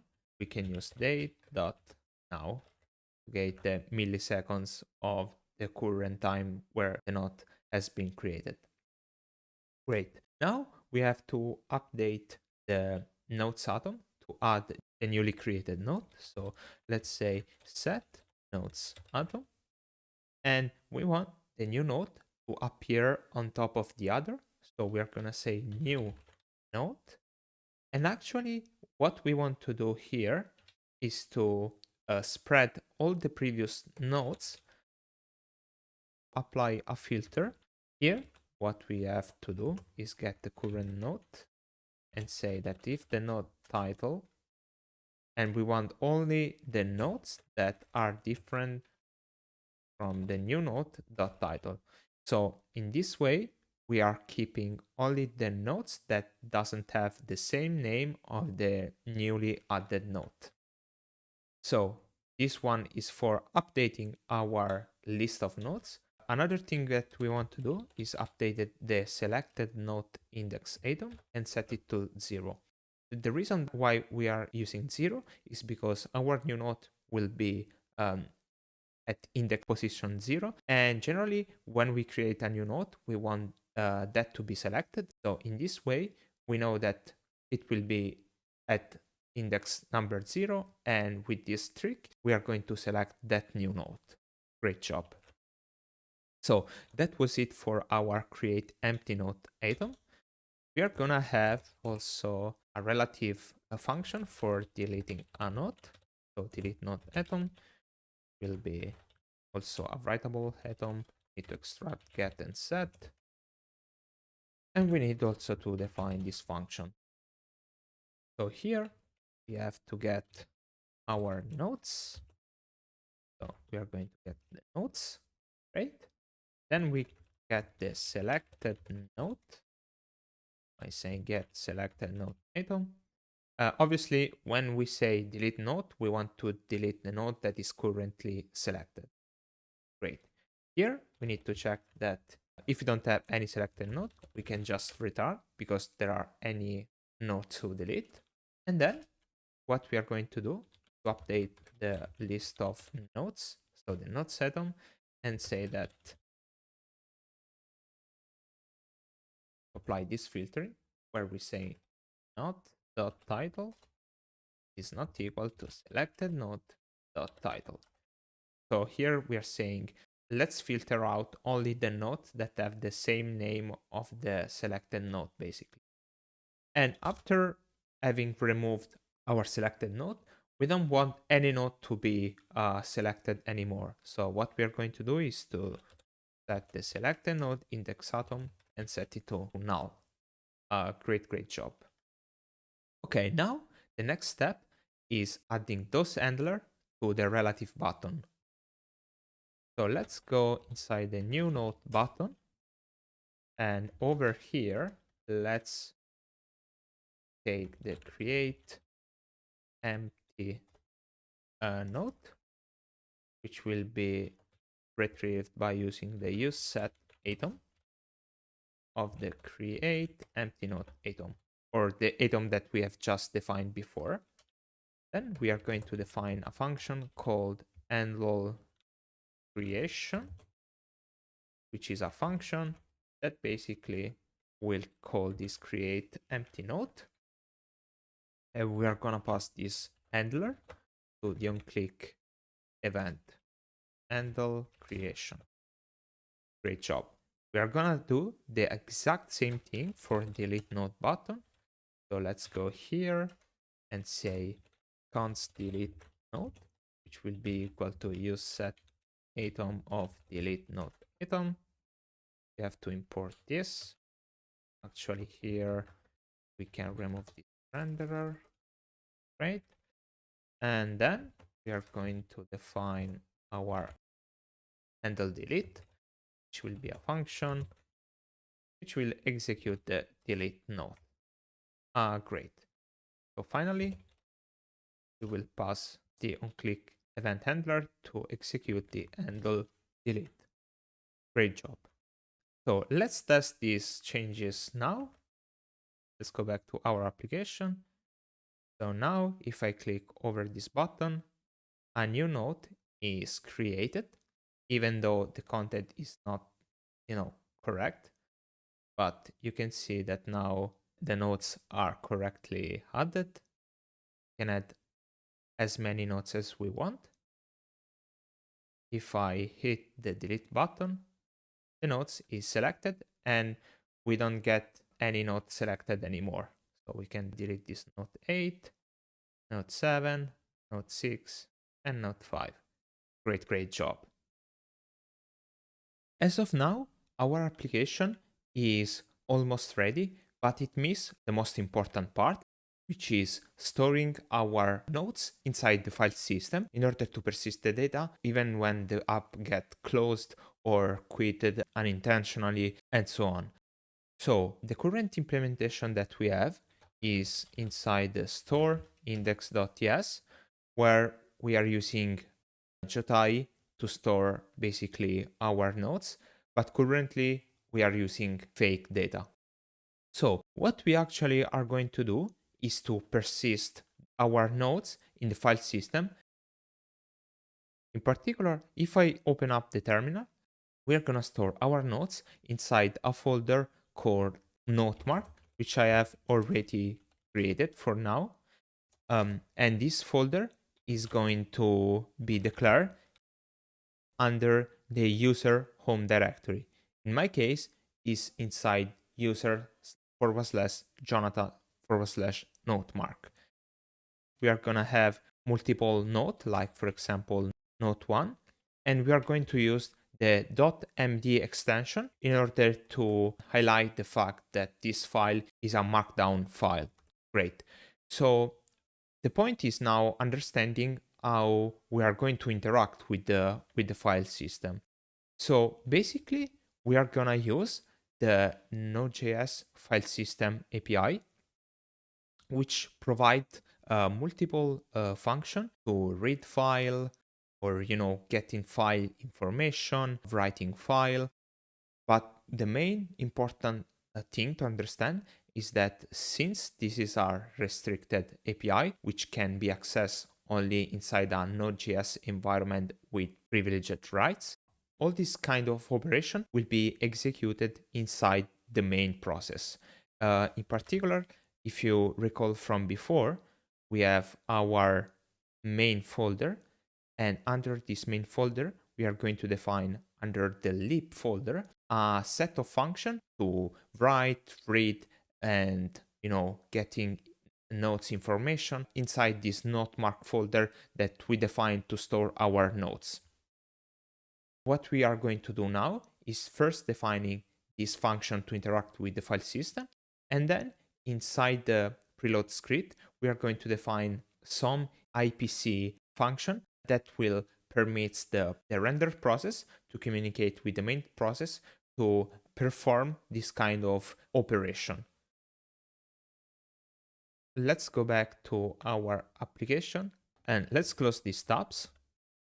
Now we are going to work inside this lib folder, and I'm going to create a file called index.ts. Inside this file, we are going to be in a Node.js environment, and we are going to define all the function to read and write this nodes file. So the first thing that we have to do is installing a third-party dependencies called fsextra. So yard add fsextra. So this library is a library which is built on top of the Node file system library, but it is enhanced with some utility function, and also it is promise based. So it will help us having a nicer experience working with the file system. Great. Actually, we need also another library called Lodash. So let's install it. yarn-add/d Lodash. And this library will provide some utility function, for example, throttling and debouncing function, or some JavaScript-based utility function. Great.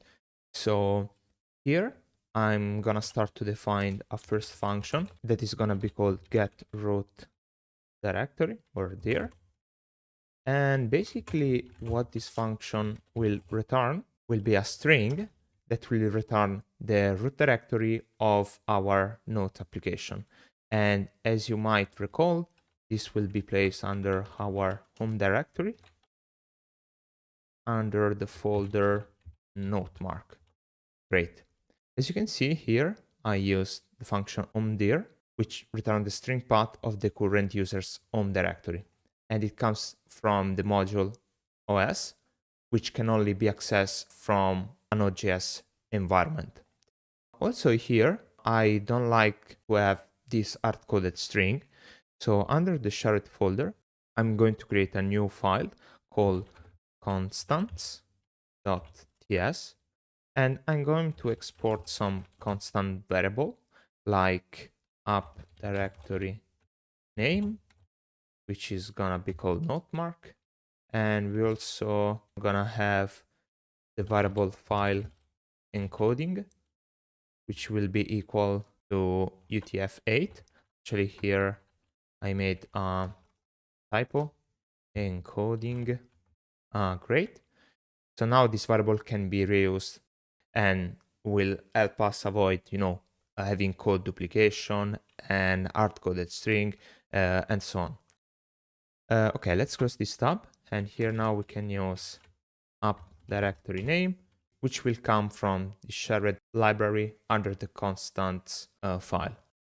The second function that we are going to define will be the function getNotes. That will be an async function that will basically read all the file with .md extension inside our directory notemark. So what we are going to do is first extract our root directory by calling get root dir. Great. So now we have to check that the directory notemark actually exists, and if it doesn't exist, we need to create it.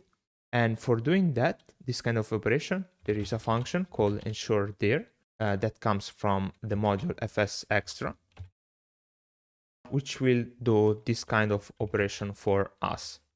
Great. At this point, we're sure that this directory exists, and we need to read all the files that are stored inside this directory. So let's define this variable notes file names. And here we are gonna use read directory that comes from fsextra. We will pass the root directory and also some option like the encoding, where we are gonna use file encoding that will come from the shared constants. And also we are gonna specify with file types set to false. Great. So now basically inside this variable, we're gonna have a list of string representing all the file names stored inside the root directory. The next step will be filtering out these notes file names to include only the files that have the MD extension. So all the other files will not be treated as notes. So let's define a variable called notes. Let's get these notes file names and let's filter it out with taking the file name and ensuring that the file name ends with the .md extension. So now basically we have filtered all the kind of files that doesn't have the .md extension. Great. Okay, at this point, we can be tempted to return these notes file names, but actually what I'm going to do is extract another function called get note info from file name, which is gonna take a file name. They're gonna be a string. This will be an async function, and we return a promise with a note info inside. Okay, so basically what this function will do is taking a file name and basically mapping to a note info type. So here, what we need to do is basically calling the function stat that comes from fsextra. And this function takes in input a file. It will return some statistics about this file. So here we go under the root directory and select this file name. and the result will be stored inside file dot. Great.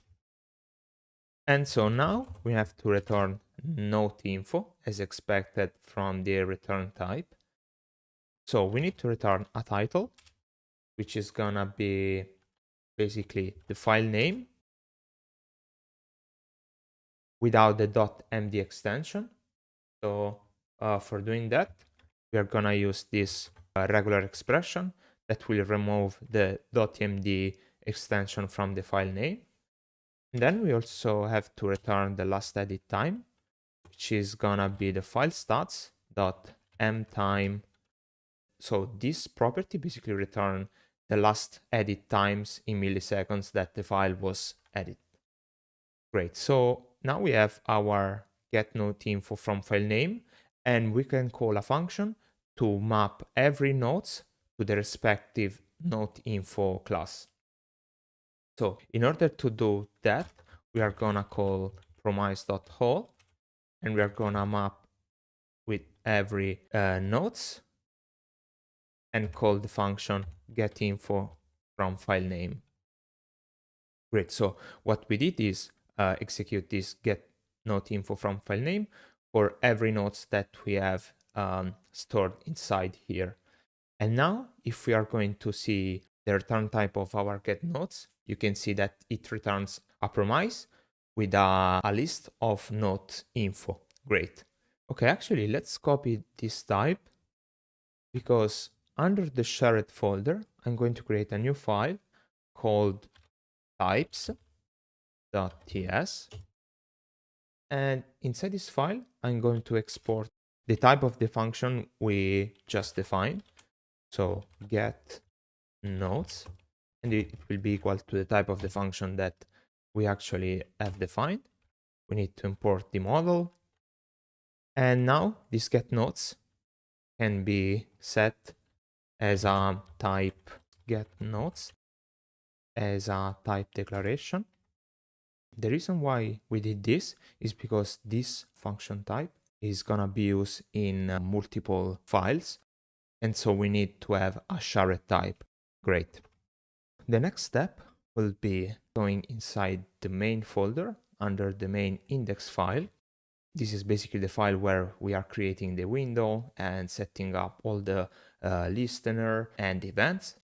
And we scroll down and we go under the app.whenReady, and above the create window statement, we're going to access the EPC main, which basically is the channel where the main process will be listening for this kind of events.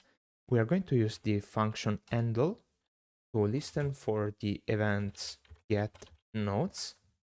And every time basically we are gonna receive this event get nodes, we're going to execute the function get nodes that we previously defined.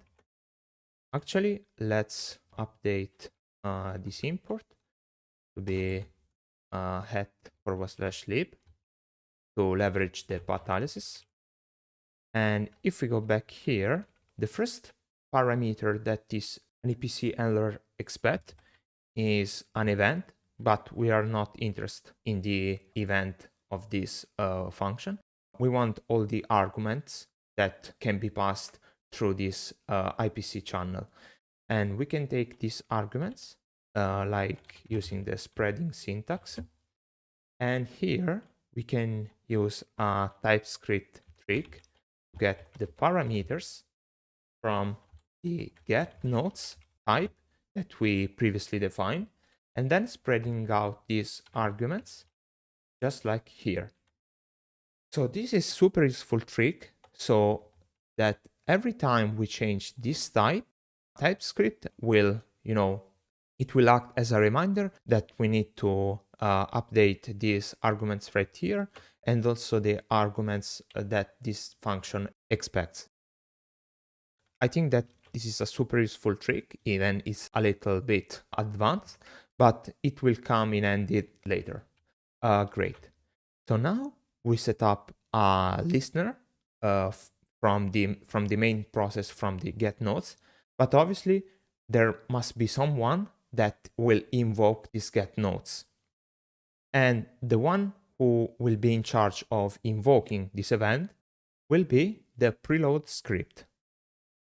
So let's go under the index.ts of the folder preload, and below the locale definition, we are going to define the get nodes function, which will take all the arguments that the function get nodes expect in input, get nodes.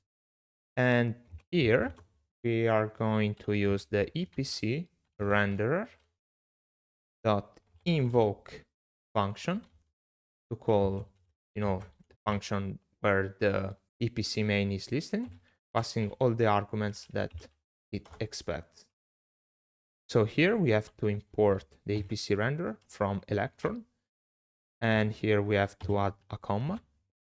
So now what we basically did is exposing, using the context bridge exposing main word under the context object, this function getNodes that basically takes all the parameters of getNodes, and when it gets called will basically invoke the function getNodes with all the arguments that this function expects.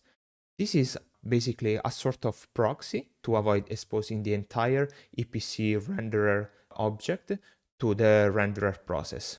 And basically we are gonna do this trick over and over again to basically expose all the API that this application is gonna use to interact with the file system. Great. So the final part will be go inside the index.d.ts and define this newly added function, which will basically be of type getNodes. So basically, in this way, we should get the type inference when we do window.context.getNodes. Great job. So at this point, we can close all this tab. We can go back to our renderer, source, store, index. So here, now, instead of loading this nodes mock, we are going to define a new function, which is gonna be called const load nodes. This function will be an async function since we are using a promise-based API.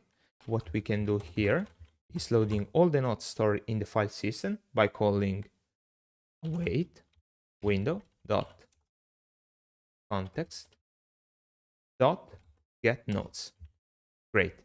And now inside the nodes, we should have all the list of node info, basically by doing all the steps that we are just seeing.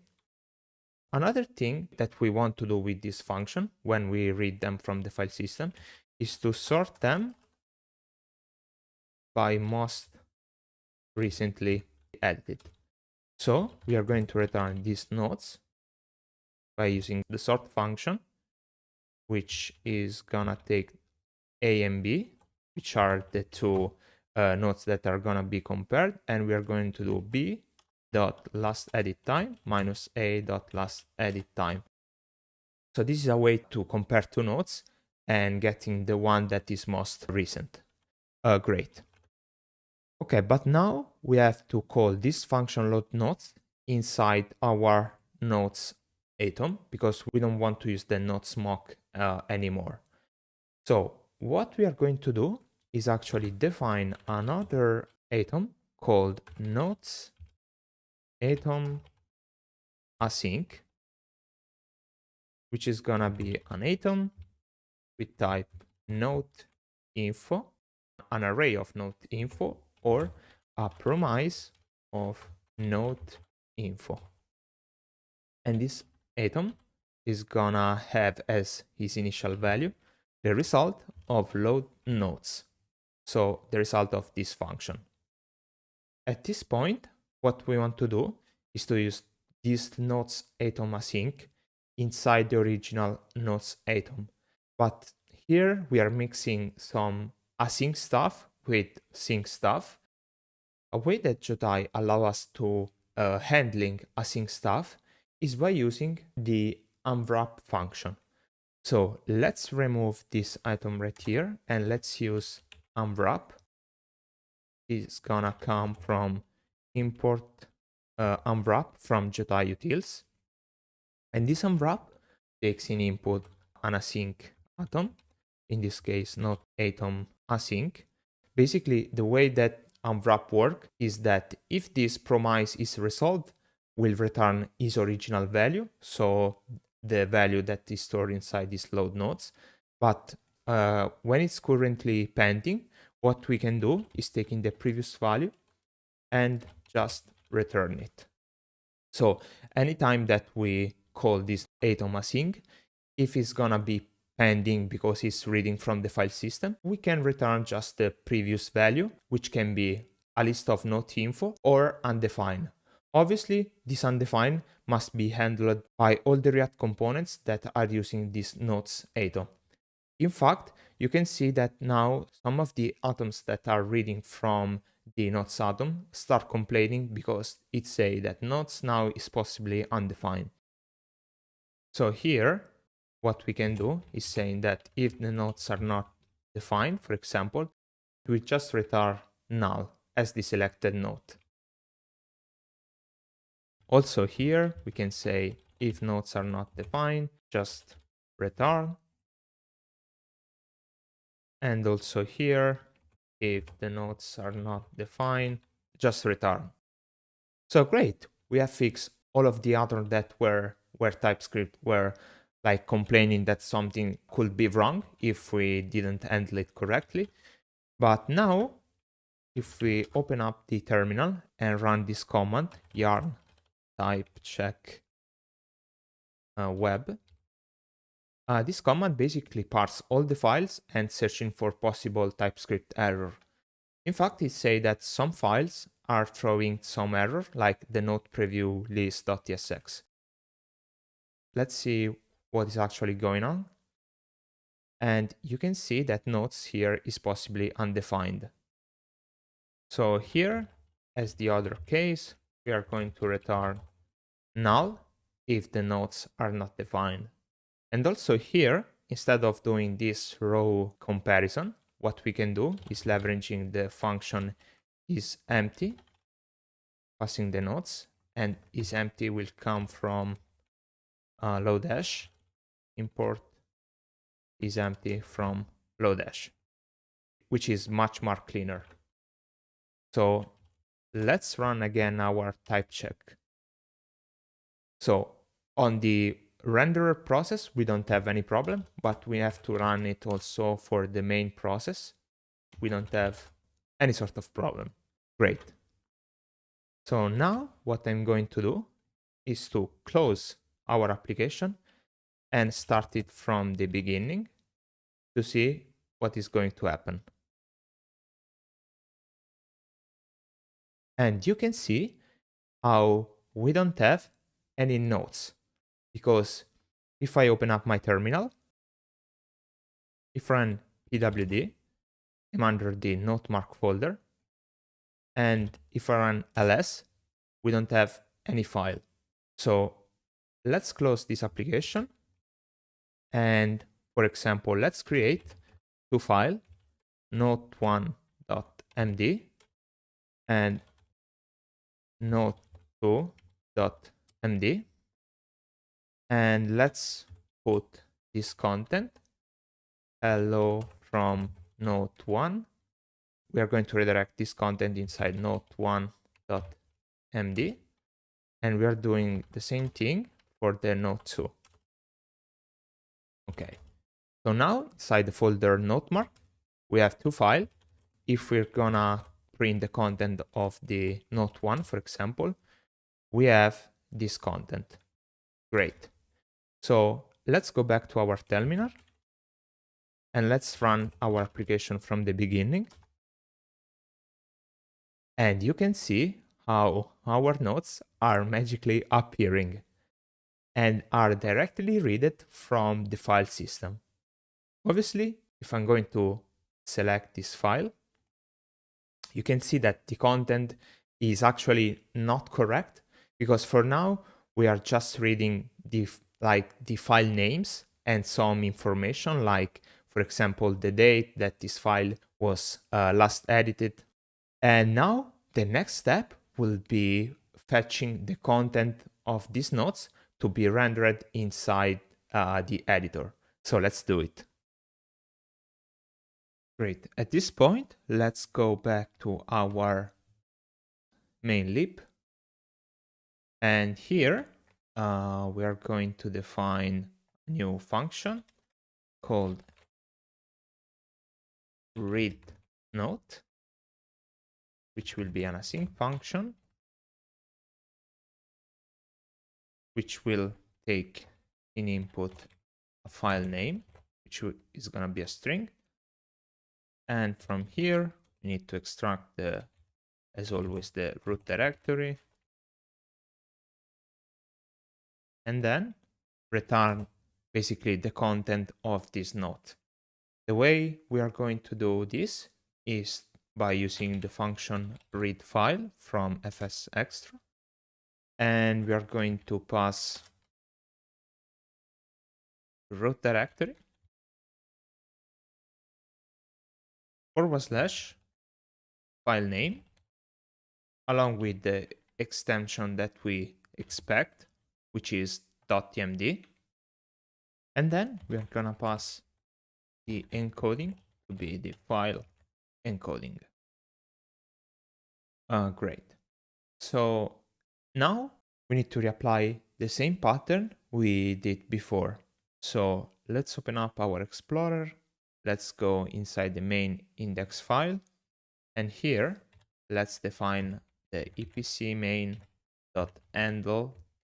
the event read node. Basically, what we want to do here is like execute the function read node. And obviously here, we need to take all the arguments of the function, which will be file name as a string. Here we need to spread the argument and pass it here. Actually here we cannot do this because we actually need to define the type of our function. So let's go inside the source shared types and let's define a new type called read node. We'll take in input the title of the nodes, which will be of type node_info of property title. And basically we'll return a promise with inside the node content, which is basically a string. So now this read node type can be used both here. Need to import it. And also can be used as type here inside read node. And you can see that now, even if we remove this type declaration, we can see that this file name is still being inferred as a string. Great. So we can close this. We have our handle for the EPC main. We can close this tab. And at this point, we can go back to our preload script and define the EPC invoke function. So here we are going to define the read nodes, which is going to take all the arguments of the parameters of read node and is going to return EPC renderer dot invoke the event read node and passing all the expected arguments. We need a comma here. So now basically here as we were doing in get nodes, we are exposing the function read nodes that basically will invoke the event read node by using the EPC renderer channel. We have also to update the interface. So read node will be equal to read node. Great. Okay, now let's go back to our store index file.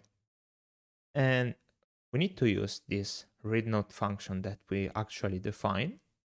inside the selected node atom, because now we are using as content the hello from nodes, which is basically some fake content. So what we are going to do here is basically define a new variable called node content, which is going to be an await. Actually, here we have to use the async declaration in order to use await. So here we are going to await window.context.read node and passing the selected node.title. Great. And now we can remove this fake content and passing the node content as the real content of the nodes. Okay, actually we have a little problem now here, because this selected node atom is actually returning a promise. So we want to extract the synchronous atom just like we did for the nodes atom. So we just basically define first a nodes atom async and then use the unwrap function from Jotai utils to extract the synchronous nodes atom. So what we can do is to remove the export from here and make this the nodes atom async, and then define a new atom which is going to be selected node atom, which is going to use the unwrap function to the selected node atom async. And here, when this async atom will be pending because it will be, for example, fetching the content from the file system, what we want to return is or the previous content, but the problem is that the previous content can be null or undefined. And in case it is null or undefined, we can return empty node, which is going to have an empty title, an empty content, and as last edit time, we're going to set date dot now. Great. So this selected node atom now is going to hold a synchronous value. So we don't need to use async await because we just use the unwrap function, and we just get back a proper value, and we just return back a node or a null value in case we didn't select any node. So now, if everything went well, we should be able to read the content from our nodes. So let's run yarn dev and let's launch our application. So let's try to select node 1, but everything seems wrong. So when this kind of error happens, you can open the dev tool and just try to figure out what the problem is. And here we are getting window.context.readNode is not a function. Okay, let's see why. I think that inside the index.d.ts under the preload folder, we can have missing something, but everything seems correct. I think that something is missing here, and this is just the error. So basically we have an S here, and we basically add a typo. So let's run again our application. Let's try to select a node, and it seems to work. Let's select node 2, and the content is actually correct because we get hello from node 2, and here hello from node 1, and also the floating title is updating correctly. To check if it's really working, what we are going to do is open up our terminal, and let's try to put some kind of other content inside our node. For example, I'm going to use an adding to, which I'm going to say hello from node 1, and I'm going to set this content inside the node 1.md, and I'm going to do the same thing for the node 2, but using an adding tree here with 3 hash symbols. Great. Let's minimize the terminal and let's relaunch our application. Okay, let's try to select Note 1. And you can see that we get hello from Note 1 with an heading 2 and hello from Note 2 with an heading 3. So we are actually reading the content of the notes correctly. And we obviously can still add our content inside, like making bold and whatsoever. But the problem is that this content is not persisted on these files. So our next step will be saving the changes that we made in our notes in the file system. But actually, we are going to implement this by implementing an auto-saving system, or we're gonna save this file when a note get deselected. So let's do it. Okay, the first thing that we have to do is to go inside our shared folder, open up the types, and define a new function.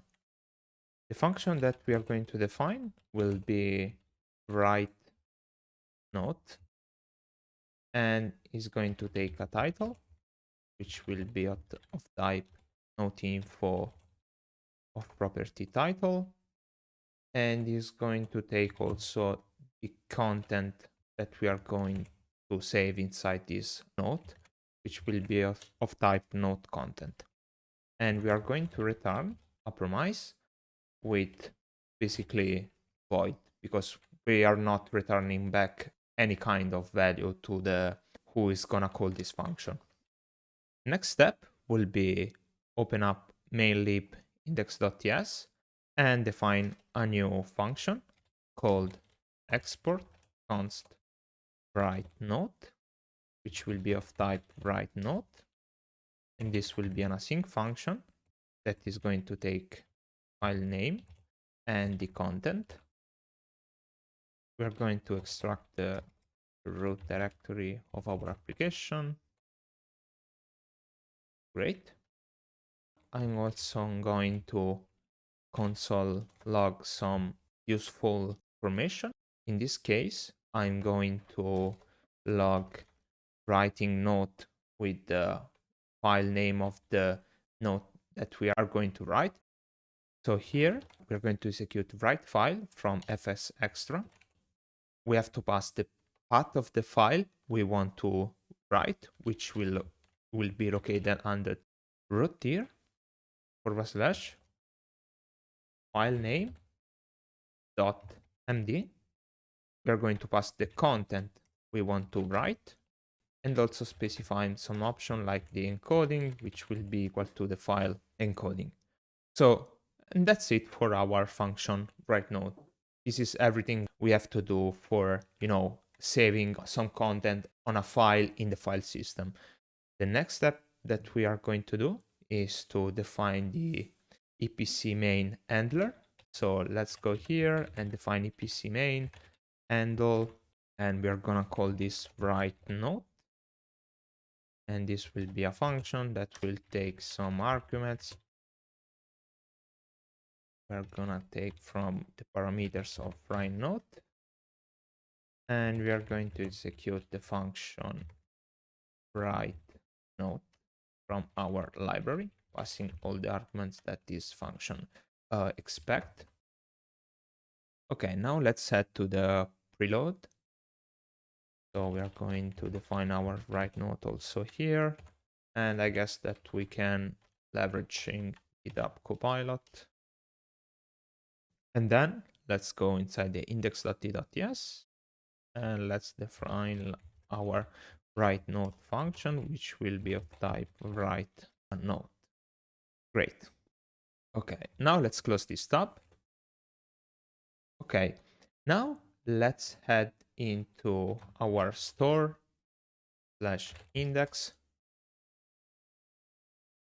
And here we're going to define a new atom called save note atom, which will basically be a writable atom.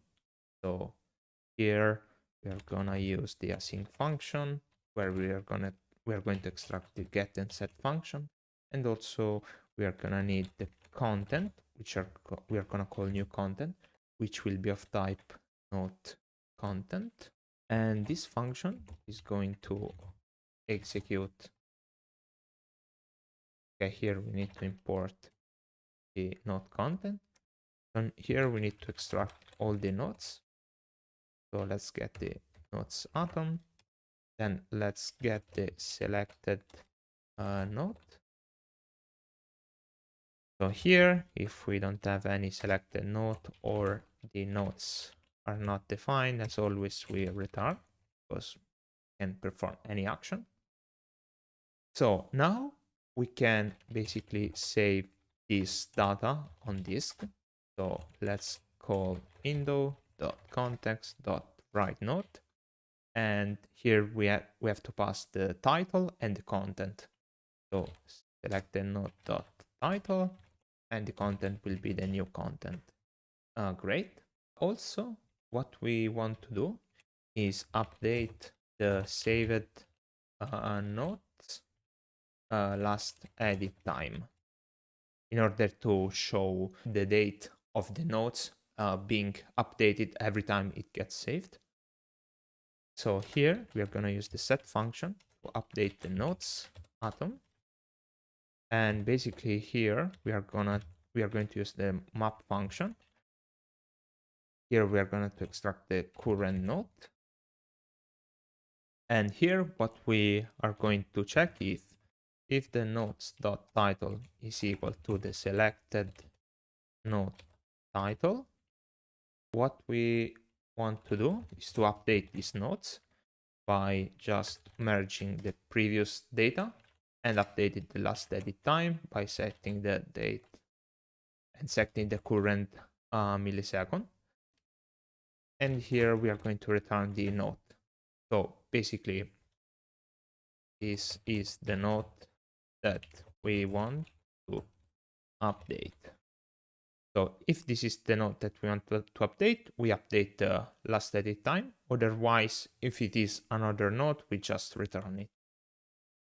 Okay, so now we can start using this atom save node, and we are gonna use it inside the use markdown editor. Inside this hook, we are gonna first extract this action save node by using use set atom, and we are going to take the save node atom that we have just defined, and this will basically be a function to save our nodes.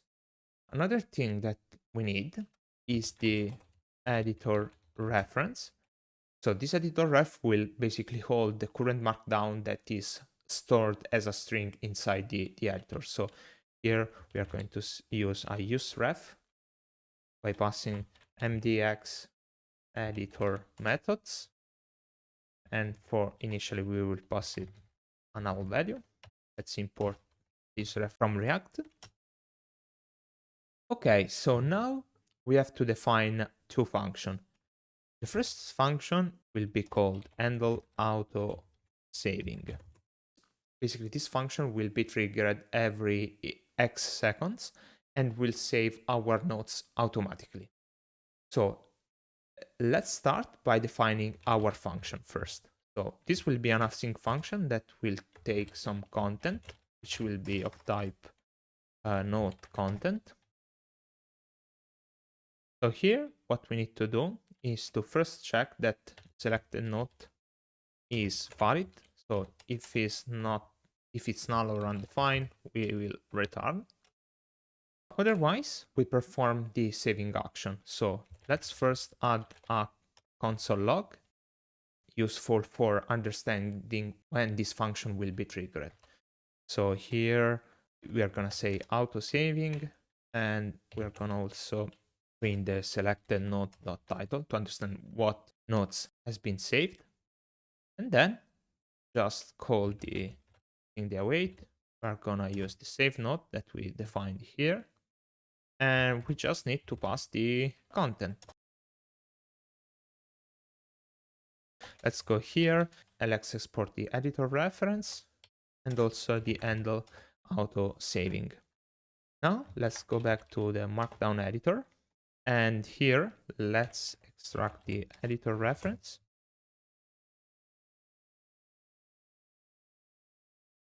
So editor reference, great. So basically this editor reference will be attached by the ref prop.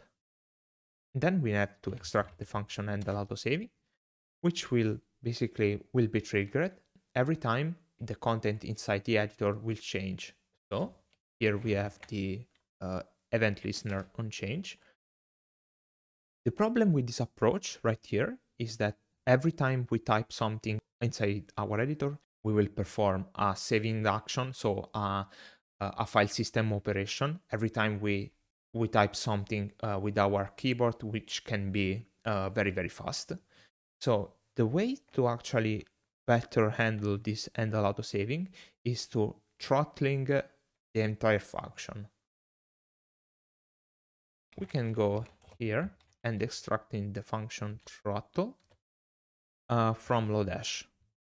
And then going here and take this function and put it inside. We need also to specify when this throttling must happen.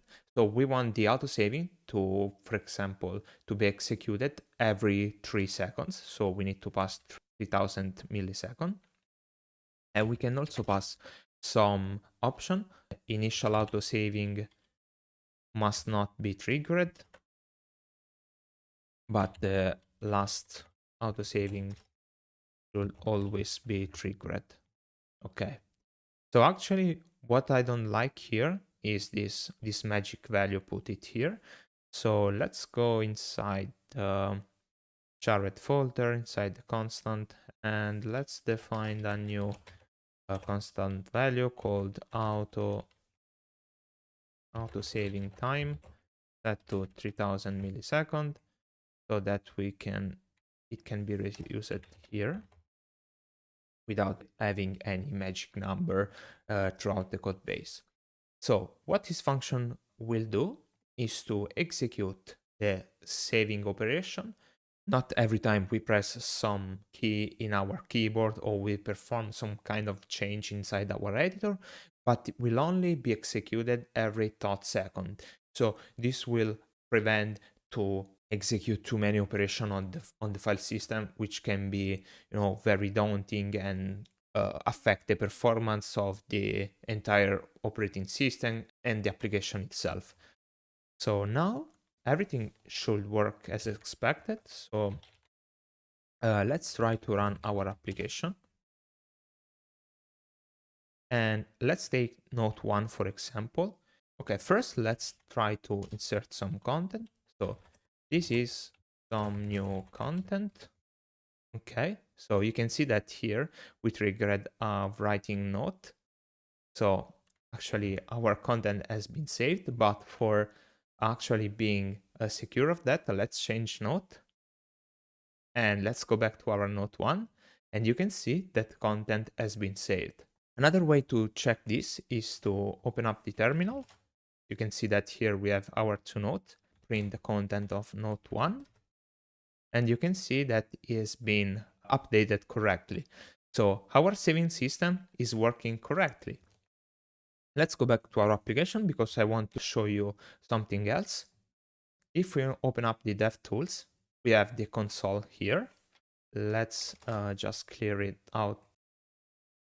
Now you can see that when this autosaving will be triggered. So if I start typing something very fast, you can see that the content is not updated on every kickstroke, but it's actually executed every 3 seconds. And this prevents us to, as I was saying, to avoiding to saving on the file system every time we perform an action on our keyboard. Great. We want to define also another handler because we want to save our notes even when we basically deselect a note and we go to another note, because it can happen sometimes that we are typing and we change immediately note and the previously note gets not saved because the autosaving does not have enough time to be executed. So what we can do is going here and define an handler called handle blur, which will be an async function,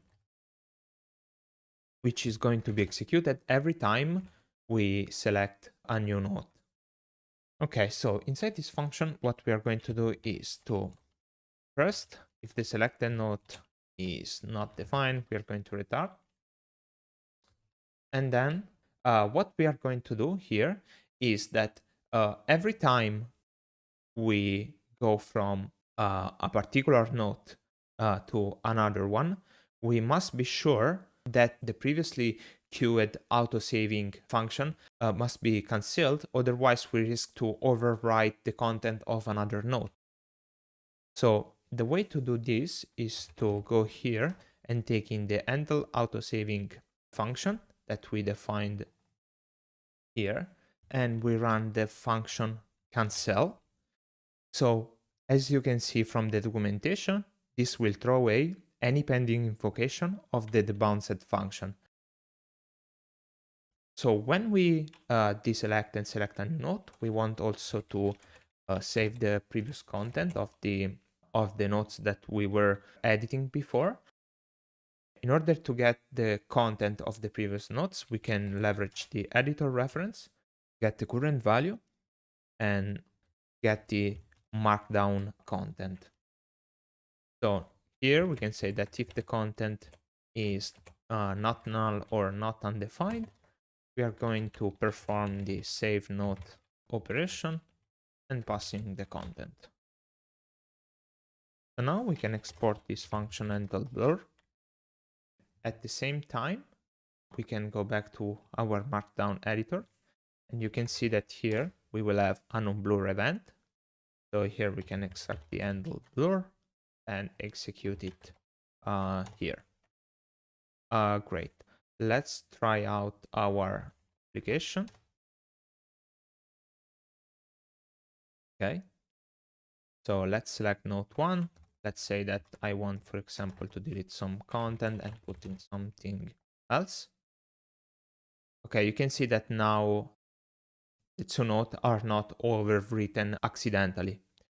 And yeah, we can put our content, our fantastic content inside here without running into any overwritten problem.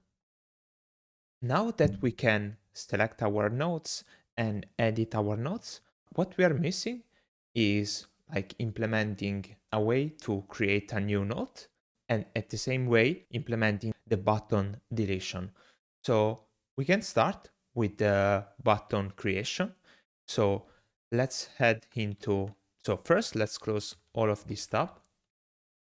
Let's go inside the types because I'm going to create a new type, which I'm going to call create a node, which is going to take actually any parameter and will return a promise with some node info. In particular, we are going to return the title of the newly created node, but at the same time, we want also to return false because the process of creating a new node can also be abort, and we don't want to return any title in that case, but we just return false. So let's head back to our main lib index file, and here I'm going to define the function create a node, which will be of type create node. This will be an async function which doesn't take any parameter. And here, first thing is, as always, extracting the root directory. Then since we are creating a new node, we must be ensure that the directory node mark exists. So we do this by using the function ensure here by passing the root directory of the application. So now, when creating a new node, we want to show to the end user a dialog to basically select the name of the nodes and also the folder of the nodes. To do that, we are going to use dialog from Electron, and this dialog right here is the native dialog that are implemented by the underlying operating system. So we are gonna see it in action when we are going to having the implementation done. So here we are gonna use the dialog.show dialog.show save dialog, which is basically the dialog that opens up when we want to save a file. And here we can pass some option, for example, a title, and we can name it, for example, new node. We can pass a default path, which will be the root directory. And then we can also set a default name for the newly created node. In general, we many applications use untitled for naming a file that has not been saved with a particular name. Great. Then we are going to specify a button label. So the button label to confirm the operation, and we are gonna name it create. Then we are going to specify some properties. For example, we want to show the overwrite confirmation. So in case we are trying to create a node with a file name that already exists, we want the user to be aware that is going to overwrite the content of that node. Then we are gonna use the shows tag field to false because we are not interested with any tag field. And also we are gonna apply some filters. In this case, we want the files that are going to be created by this dialog must be only of type with the extension .md. And we can do that by specifying first a name that we are going to call markdown, and then the extension, which is gonna be md. This will ensure us that every file created must be with the extension .md. Great job. Actually, when this dialog has been closed, it will return some result. For example, the file path of the newly created file, and also a cancelled event. So cancelled is basically a boolean that tells us whether or not the dialog was cancelled. So here, what we can do inside an if statement, say if the dialog was cancelled or we don't have any file path, we just return false. But we want also to console log something on the console and say node creation cancelled. Okay, here now we have the complete file path of the newly created path, and we want to extract the file name and the parent directory. To extract this information, we can use path from the library path and use the parse function to parse this file path. And this will return an object, which inside will contain a name, the name of the file, which will rename to file name, and also the dir property, which is basically the parent directory. We need the dir directory to check that the file has been saved inside the correct folder, because if the file gets saved outside the not marked folder, the application will not be able to load that file. So what we are going to say is that if the parent directory is not equal to the root directory of our application, we are gonna display a message box or a message native dialog with type error, with title creation failed, and also a message that is going to say all nodes must be saved under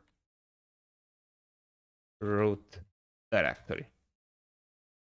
And then say avoid using other directories. Great. So this will be our message. And then we will return false since our creation has basically failed. We can also go ahead because now we ensure that the file has been created in the correct directory. And first we can just console log that the node has started being creating. So creating node. We are gonna also log the file path of the node. And then we are going to execute the write file from fs, write file, and we're gonna pass the file path, and we're gonna pass as content empty content. We don't want the node to have any content inside when it is newly created. And then finally, we are going to return the file name. Great. At this point, let's go inside the main.index file. And here I'm going to define the epc main.handle, name the event create node.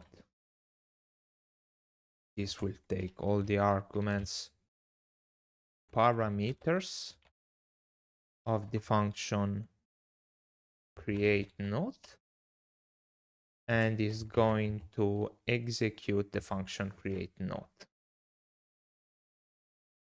Then we go inside the preload and define the create node, which will be basically, here we have to import the create node, here we missed a comma. And so basically, as always, we are invoking the event create node to signal the main process to execute the create node function. Great. So we had also to update our global interface and say create node. We type create node. Great. Okay, now let's go ahead inside our store. And here, let's search for the create empty node atom that we already defined, but that was using fake data. So here, what we are going to do is to remove this fake content and replace it with await window.context.create node.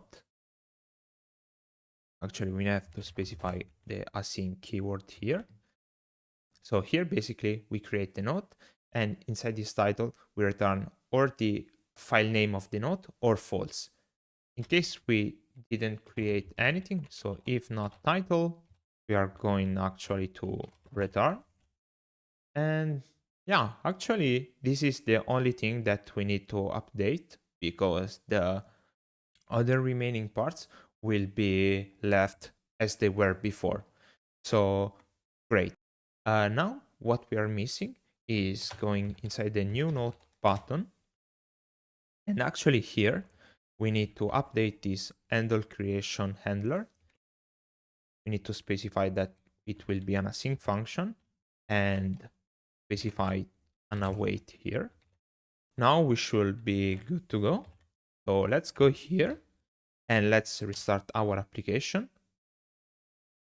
Okay, now let's try to click on the new node button. And you can see how the native dialog, in this case on macOS, appear. And it suggests me to name this node untitled. And you can see that the default path is already node marked. I can name this node my node and create it. And you can see that the node has been created. And I can put actually some content inside, like hello from node, hello from my node. If I open up the terminal, clear it out, and do an ls, you can see that we have the newly created node. And if I print the content, you can see that everything is working fine. Great. Actually, I want to show you something else. You can see that if I try to create a node and I hit cancel, nothing happened. And also if I try, for example, to save a new note inside, for example, my desktop folder, and I try to hit create, you can see that this message box appear and say all notes must be saved under users Jonathan notemark and avoid using other directories, and anything happens. So great job. Okay, at this point, the last piece of functionality that our application is missing is the delete note functionality. And yeah, let's go into implement it. But first, let's close all of these tabs and let's go inside our shared types. Here, I'm going to define a new type called delete note. And this will be a function that will take a title and will return just, in this case, will return a boolean to say if our note has been deleted or not. Great. So now let's head into main lib index. And here I'm going to define a new function called delete a note, which will be of type delete note. This will be an async function that will take the file name. And here, as the other function, we have to extract the root directory of our application. And then we're going to use again the dialog. And now we are going to show a message box of type warning. The title will be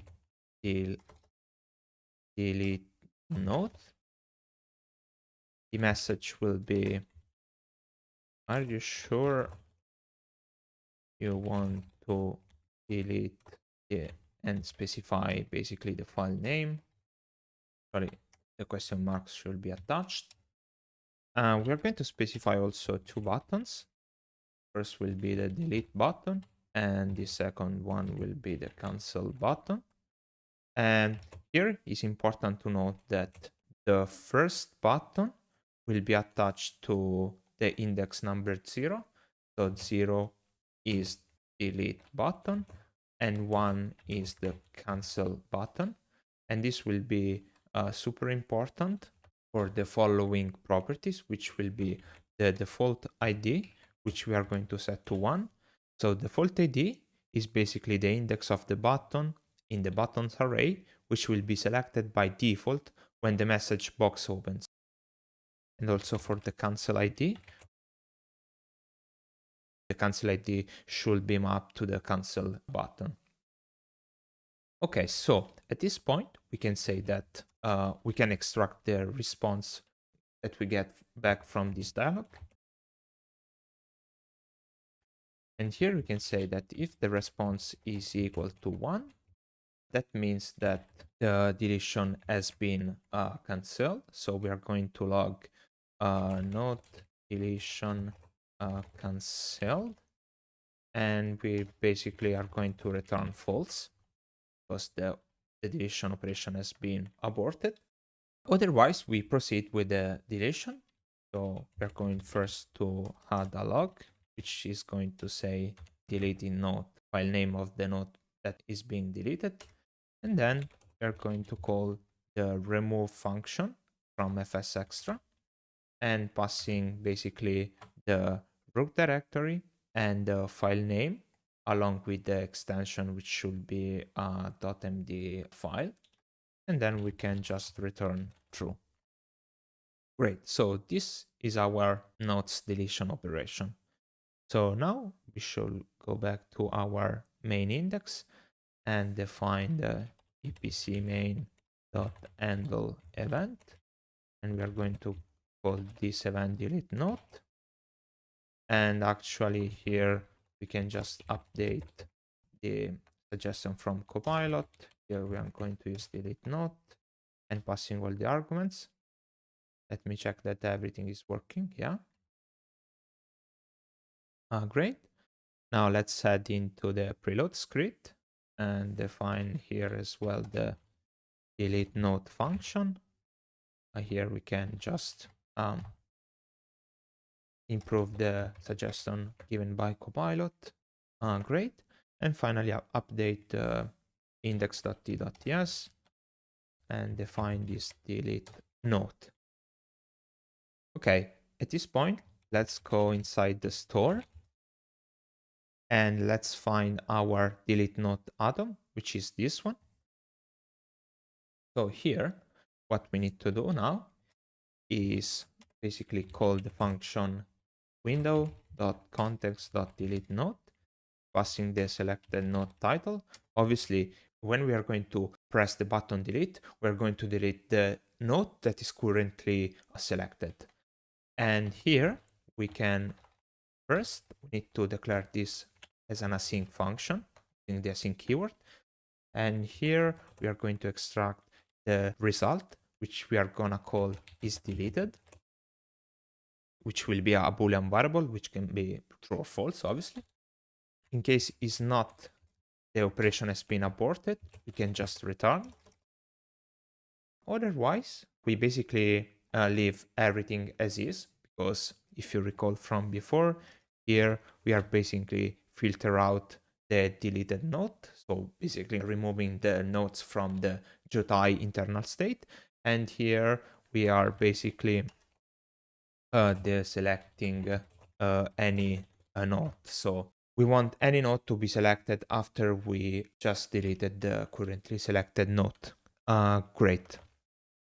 Last step will be go inside the delete node button, making the handle delete an async function, and just await for the delete node, since this now will be an async function.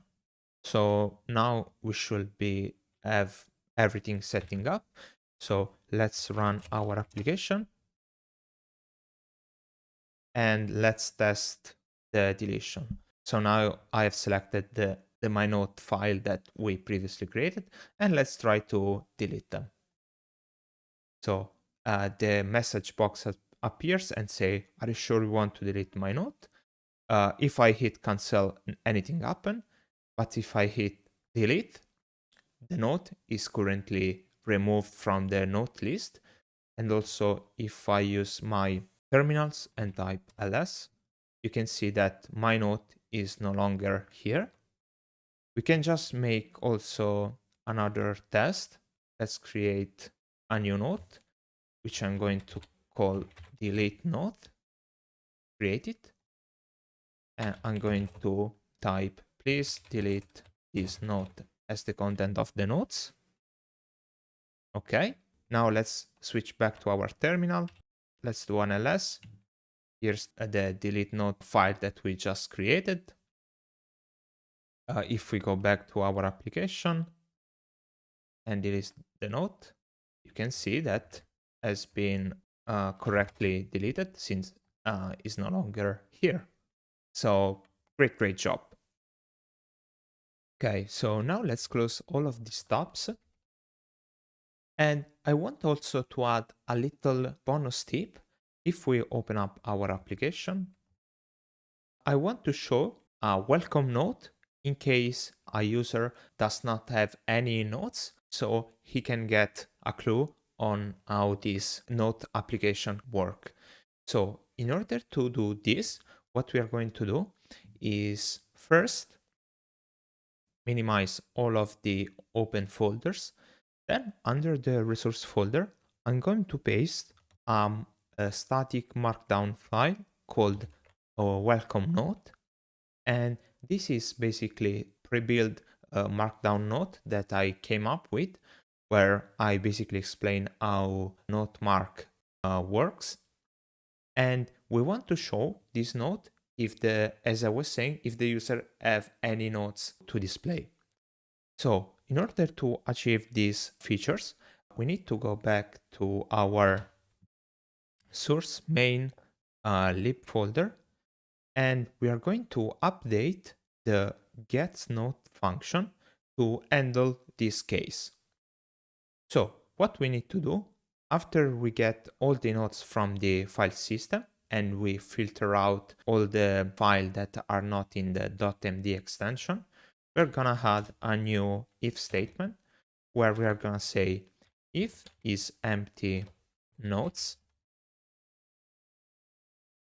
Actually, here we have to import this is empty from Lodash.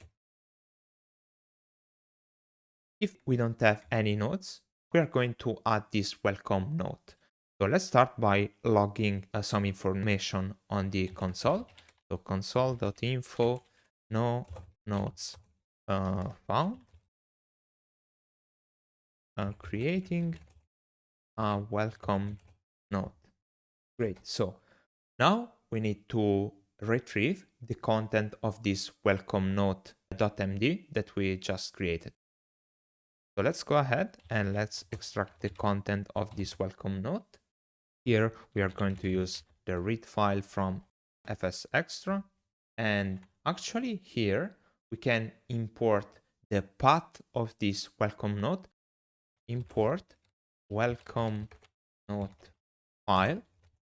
From here we need to use the absolute path, so // again // resources, and then specify the welcome node.md. And since this is an asset file, we are going to append a question mark with a string asset. This string right here is a feature provided by Vite to managing static assets.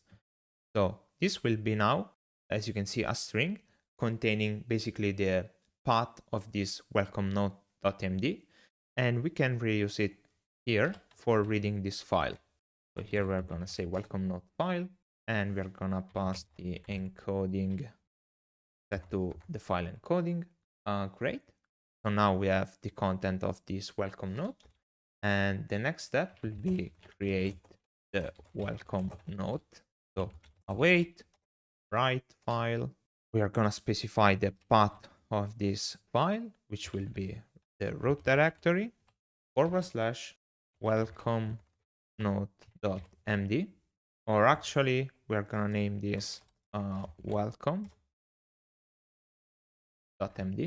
Then specify the content of the file, and finally the encoding, which will be the file encoding. And then we have to perform another operation, which is pushing this newly created node inside the list of nodes that then we are going to map to node infos. So here, what we have just to do is to do nodes.push and then the name of the node, which will be basically welcome.md, in order to be parsed by the get node info from file name. Actually, here we are repeating the welcome.md string 2 times. So this is a good use case for extracting a new constant variable, which we are going to name welcome node file name, which will be welcome.md, and here replace it with welcome node file name, and here same thing here, node file name. Great. So everything now should be work as expected. So open up our terminal, and you can see that inside our node mark folder we have 2 nodes. But if we have 2 nodes, the welcome node will not appear because we have just some nodes to read from. So I'm going to remove these 2 nodes. So remove node1.md and node2.md. Great. Now we don't have any content. And so if we try to launch our application, yarn dev, you can see that our welcome node is displayed correctly. And if I'm going to open it up, you can see that inside we have this reformatted content that explain basically how node mark works. I think that we have just completed our application. The last step that I want to show you is how to build this application for production and how to actually build it for different operating system. So let's close this file and let's open up the package.json. Inside the package.json, you can see that we have different scripts available.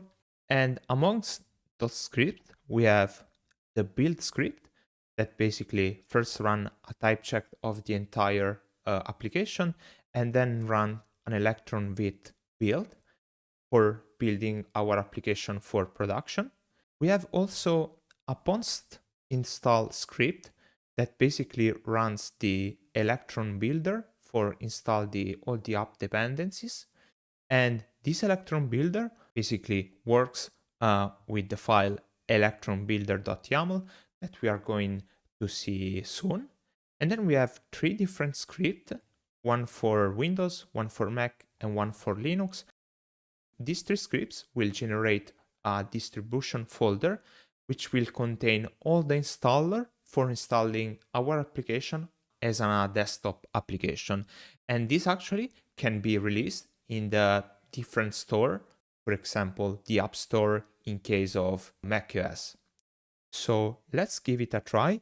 But first, we need to update our Electron Builder YAML configuration. So inside this configuration file, you can see that you can managing how the final build will looks like. For example, you can set an application ID, a product name, all the file to include or excluding from the final build, all the resource folder, and so on. So we can leave it like this because it's already pre-filled with a configuration that work for us.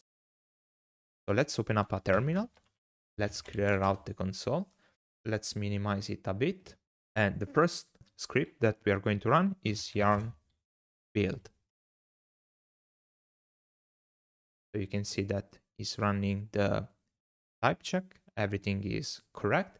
And now you can see the script has created the build for production and is using Vite as a bundling tool. And you can see that it generates this file under the out folder. If we go here, it basically generates 3 bundled files for every process, one for the main process, one for the preload, and one for the render project.